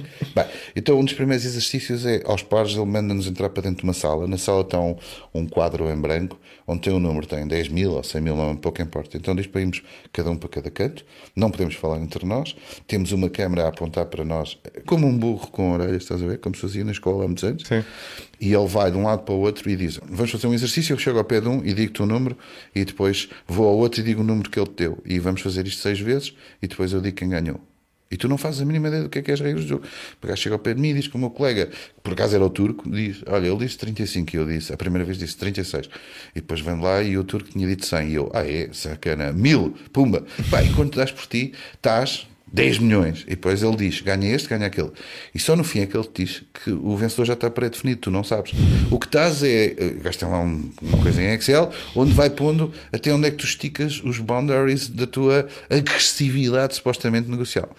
E no último dia a negociação é uma negociação pura. Já, nós vamos, ao fim de 4 dias, vamos aprender como se negocia. E ali o postulado é a negociação win-win. Ou seja, tu tens que tentar ganhar para ti, mas não podes fazer com que a negociação quebre. E, portanto, tens um time negocial, tens um porta-voz, tens um estratega, tens um analista, exatamente como se fosses, o exercício era comprar uma adega em França. E há ali um momento em que, ao fim de 4 dias, estás fechado e começas a refletir. E uma das coisas que eu discuti com este alemão, de quem me tornei amigo, dizia ele, isto está destinado a nós, nós começámos quase que é da natureza humana. Eu, ao fim de 2 dias, já estava, o italiano, que era o estratega da outra equipa, já não podia ver lá à frente. Já estava ali, levas uma pera. Não. Portanto, é difícil a não haver a propensão para a polarização quando vais para estas coisas muito sofisticadas e onde aprendes sempre a melhor maneira de conseguires maximizar o teu proveito e, em consequência disso, muito provavelmente minimizares o proveito do outro. E em política tu notas muito isso. Justamente, sim. Vês isso... A política é um jogo de soma nula, na melhor das hipóteses. E é muito mau, porque depois já tens os Trumps da vida, ou o Trump em particular, que vai buscar todo o marketing agressivo de rua, se quiseres, quase de casino, estás a ver? E que transportou isso para a política e, portanto, é realmente e unicamente o vale tudo. Fake news, alternative realities, you name it, é o que quiseres. Sim. Pouco importa, é para ganhar. Sim, claro. Por acaso havia uma coisa que eu gostava de falar, falámos de força. mercado, e que achava interessante, deixar-te aqui como um apontamento mais inovador e tecnológico sobre o que nós fazemos, porque tem a ver com este sinal dos tempos e que eu acho que é um motivo de preocupação. Eu vou-te explicar a ponto. As pessoas estão preocupadas com o Stay Away Covid, com terem a app e em consequência disso, umas dizem que sim, outras dizem que não. É igual. É igual neste sentido. O Big Brother is Watching You hoje é muito mais expressivo do que alguma vez as pessoas, o comum dos mortais em Portugal, tem a vaga ideia do que seja. E uma das últimas coisas com que eu tropecei foi um paper, mas também com uma conversa que tive agradável com um rapaz que é o Pedro Almeida, da Mindprober, que é uma empresa de Braga, que eu acho um projeto muito giro e que estou a ajudá-los, faço lá parte do advisory. E estávamos os dois a conversar sobre a utilização de dados dos personal assistants nos Estados Unidos como uma forma de research, dito passive measurement. E as últimas coisas que são a ser feitas são absolutamente assustadoras. Eu vou-te dar um exemplo. Uma Siri, se tu tiveres o hábito, e na América tem-se muito mais do que cá, e para isso caminha, tens uma personal assistant a quem dá as indicações de tudo. A Siri, se tu lhe disseres, chama um Uber e eu quero ir ao Hospital de Santa Maria, ao fim do 3º dia tu ires, a Siri comunica para a agência de seguros e tu tens um agravamento da apólice porque fostes 3 vezes ao hospital, mesmo que tenhas ido visitar alguém. Mas tens lá autorização para isso? Não. Mas então vais fazer o seguro com outra, ou não? Provavelmente. O que importa é que a Siri is watching you. Outro exemplo. Na Europa a partida será um pouco diferente, ou não? Por causa da lei de proteção de dados. Seguramente. Só te estou a explicar até onde é que, por exemplo, esta coisa simples que é um personal assistant sabe coisas sobre ti. Tal como neste micro que está aqui à minha frente, a da Amazon, a Alexa, por exemplo, foram 2 casos que aconteceram. Há um muito engraçado e há outro que é preocupante. A Alexa aprende a ver como tu respiras. E, por exemplo, a Alexa estiver ligada, sabe se tu estiveres a ofegar por estás a ter relações sexuais. E vai estabelecer uma correlação com algum conteúdo audiovisual que tu tenhas visto. Se tiveste a ver alguma coisa na última meia hora, porque ela capta o som do que a televisão teve a enviar. E as pessoas não têm a mínima noção disto. Não fazem ideia. Tem a Alexa ligada e pedem a Alexa, muda de canal, põe este filme, põe esta série, põe não. Há um tipo, e lembra-te, estamos a falar da inteligência artificial, há um tipo que o ano passado, antes do Covid, cada vez que a equipa de beisebol dele ganhava, dizia: Alexa, marca-me no bar não sei o que eu vou lá jantar. E ela aprendeu e estabeleceu uma correlação. Há um dia em que a equipa de beisebol ganha e ele nos primeiros 5 minutos, na euforia da vitória, não lhe diz nada. E ela fala para ele e diz-lhe: marque no bar não sei o que às X horas para tu ires festejar. Porque ela já tinha estabelecido o padrão de correspondência e, portanto, sabia que era suposto o gajo ir para ali, beber copos e marcar uma mesa em não sei quantos.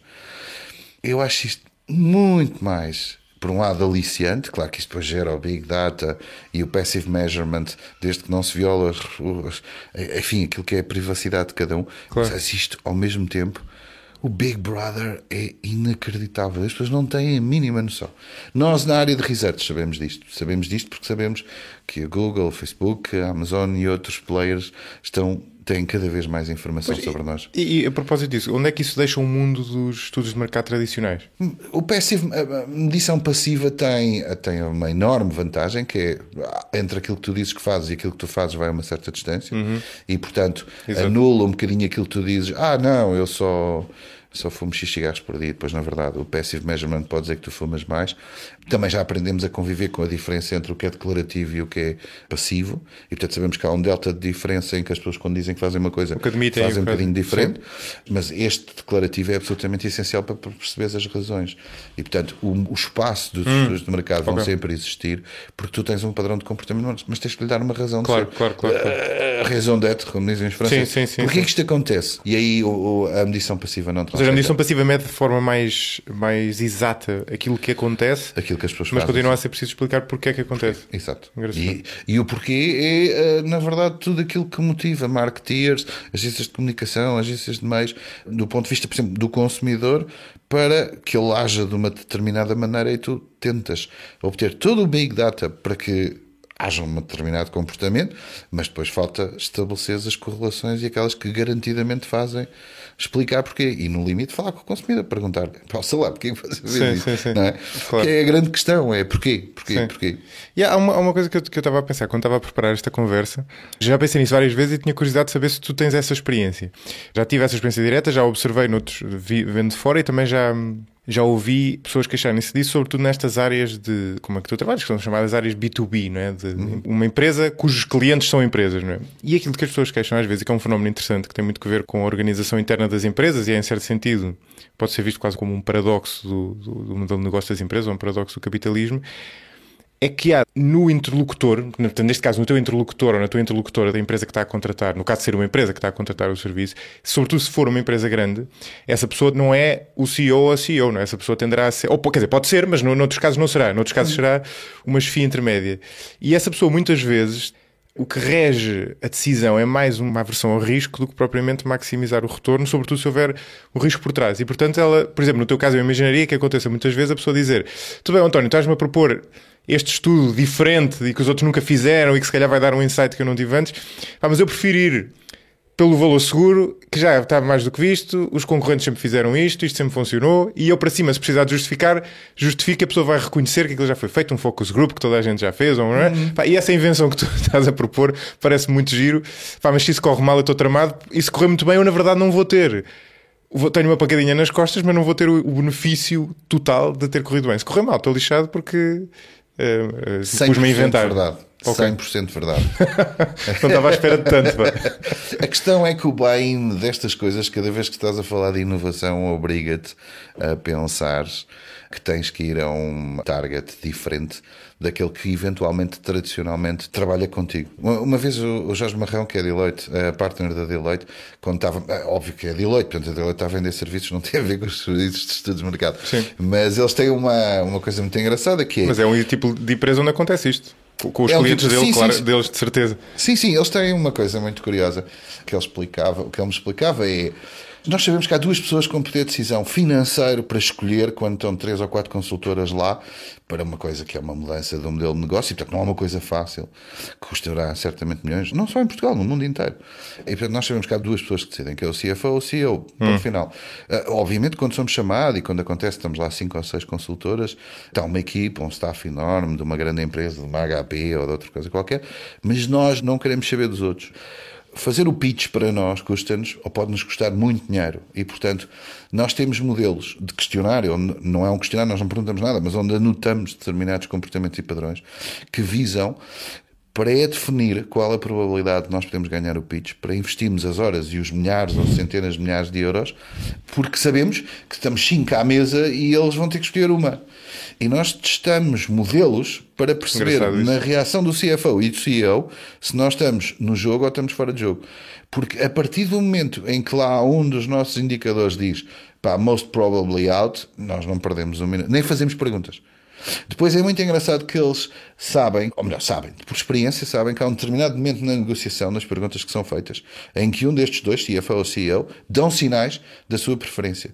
E isso é muito importante, fazer uma detecção precoce, porque o resto da negociação já é on price, já não tem a ver com a escolha. Eles já disseram: eu quero ir trabalhar com a Deloitte, por uma razão ou por outra, não porque o digam, mas porque as suas perguntas ou o interesse naquilo que é o raciocínio que eles apresentam ficou claro.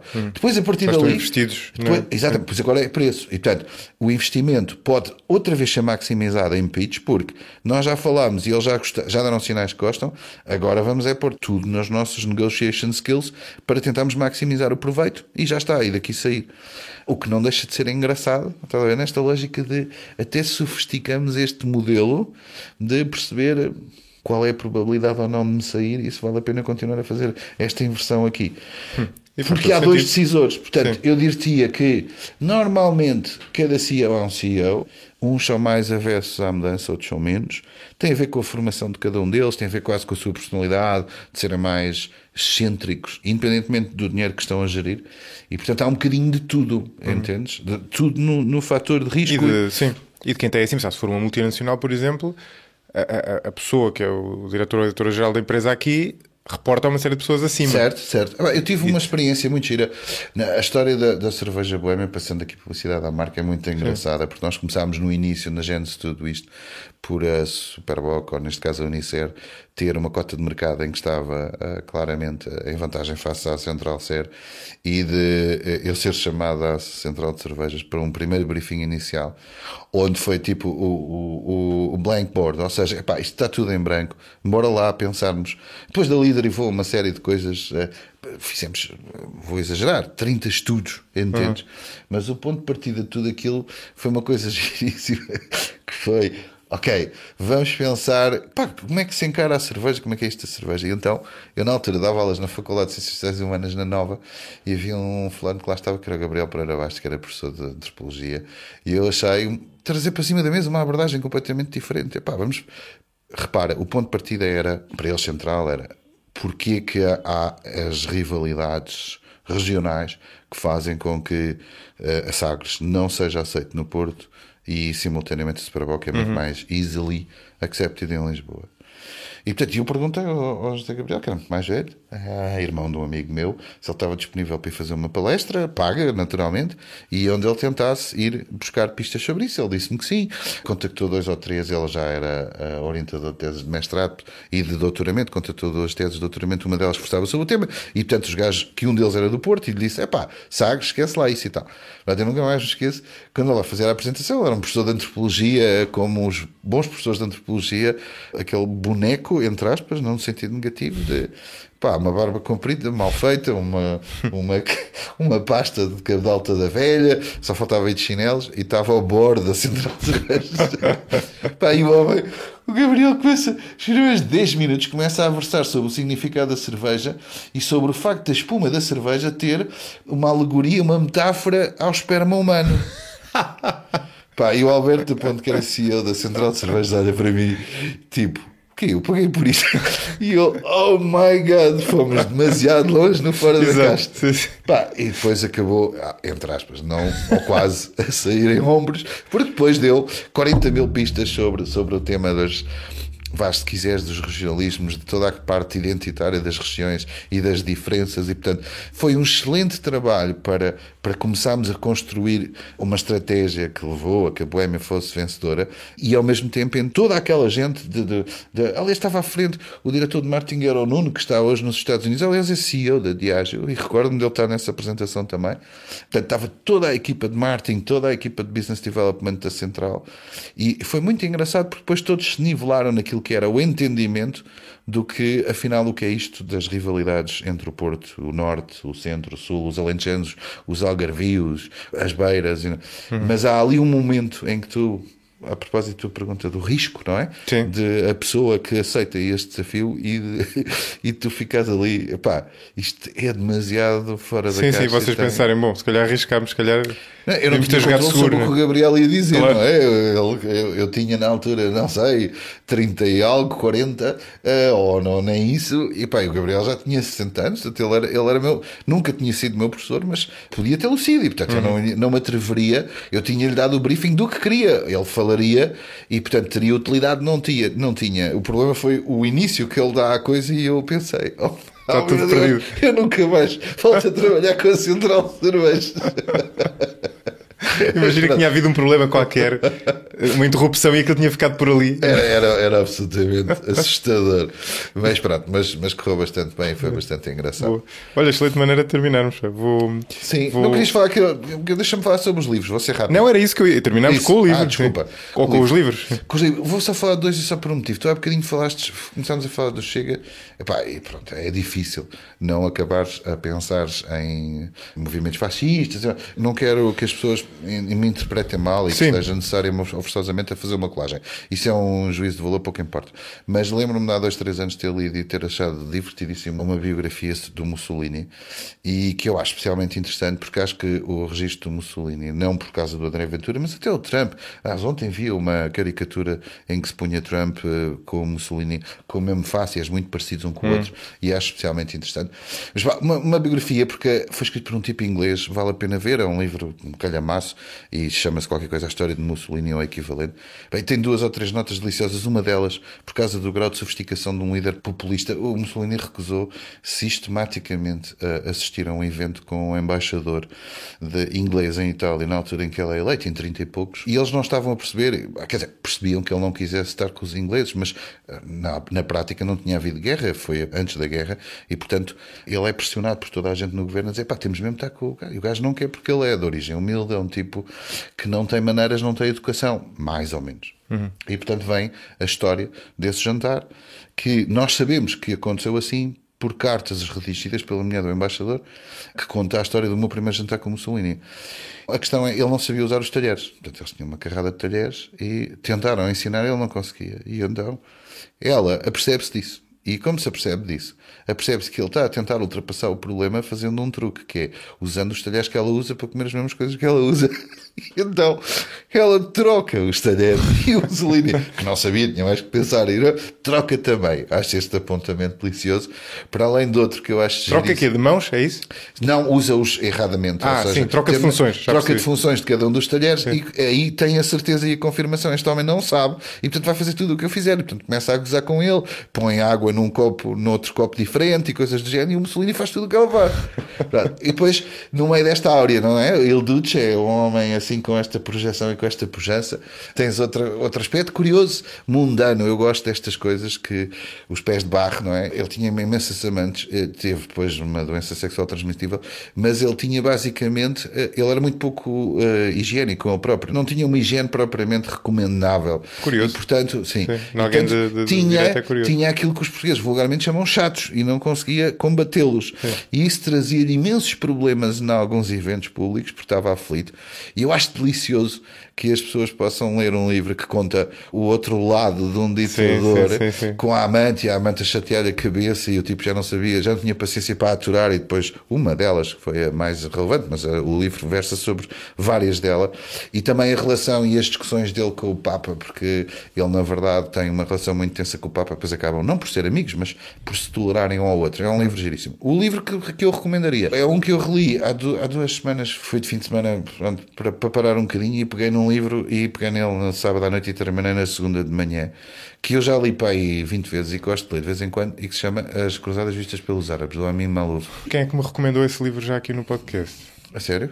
Sim, agora não me lembro, mas alguém já o recomendou aqui no podcast. Pronto, eu recomendo vivamente, mas recomendo vivamente por quer dizer, há muitos motivos, não é? Mas pronto, aquilo é muito giro, tem a ver com As Cruzadas Vistas pelos Árabes. Foi Raquel Vaz Pinto, acho eu, mas não foi no podcast, foi num programa que eu fiz para a Fundação Francisco Manuel dos Santos, acho que foi lá.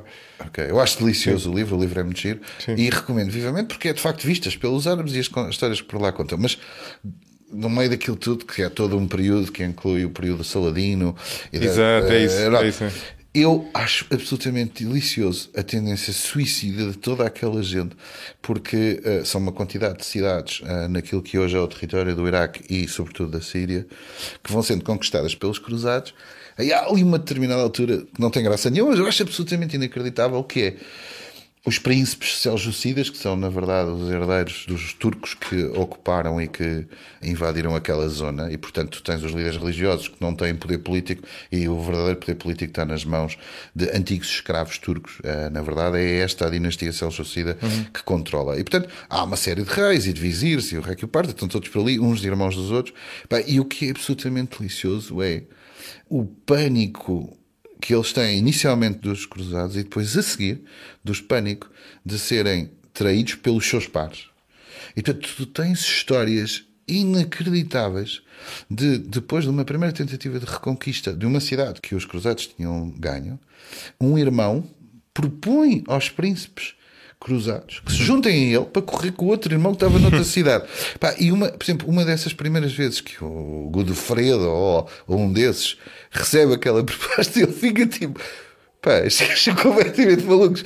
Tipo, estes gajos estão-me a propor a mim que eu, que sou o invasor que ele quer correr, que conjuntamente com ele vá atacar o irmão, porque tem medo que se ele me atacar a mim, o irmão pelas costas venha e lhe tire a cidade que ele tinha. Exato. E eu acho que este livro é delicioso para termos uma exata noção de compreender o que é o Médio Oriente, o que é aquela Síria, aquele Iraque hoje. E pronto, e como aquilo não tem solução, aquilo vai ser sempre assim, uma história de traições e de outras traições sobre traições, e pronto, é uma pena. Mas ao mesmo tempo é delicioso, porque vemos-nos lá nós caracterizados como cruzados, não propriamente como louros, príncipe louros altos e de olhos azuis, mas antes pelo contrário. Mas pronto, vale, recomendo. Sim. E gosto de ler de vez em quando. Não, eu tinha ficado com esse livro na retina, portanto ainda bem que o recomendo. É muito bom, é muito bom. António, nós ficamos aqui a falar mais uma hora, mas eu, por piedade com os nossos ouvintes, exato. vou interromper. Nós recomendámos o podcast e um tempo de duração ideal, portanto já chega. Exatamente. Exato, já chega. Olha, obrigado. Não,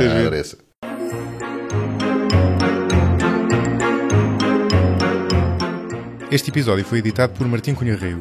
Visitem o site 45graus.parafuso.net/apoiar para ver como podem contribuir para o 45 graus, através do Patreon ou diretamente, bem como os vários benefícios associados a cada modalidade de apoio. Se não puderem apoiar financeiramente, podem sempre contribuir para a continuidade do 45 graus avaliando-o nas principais plataformas de podcasts e divulgando-o entre amigos e familiares. O 45 graus é um projeto tornado possível pela comunidade de mecenas que o apoia e cujos nomes encontram na descrição deste episódio. Agradeço em particular a Paulo Peralta, João Baltazar, Salvador Cunha, Tiago Leite, Joana Alves, Carlos Martins, Corto Lemos, Margarida Varela, Gustavo, Felipe Caires, Gonçalo Monteiro, Nuno Costa, Miguel Marques, Rui Oliveira Gomes, Miguel Vassalo e Francisco Delgado. Até ao próximo episódio.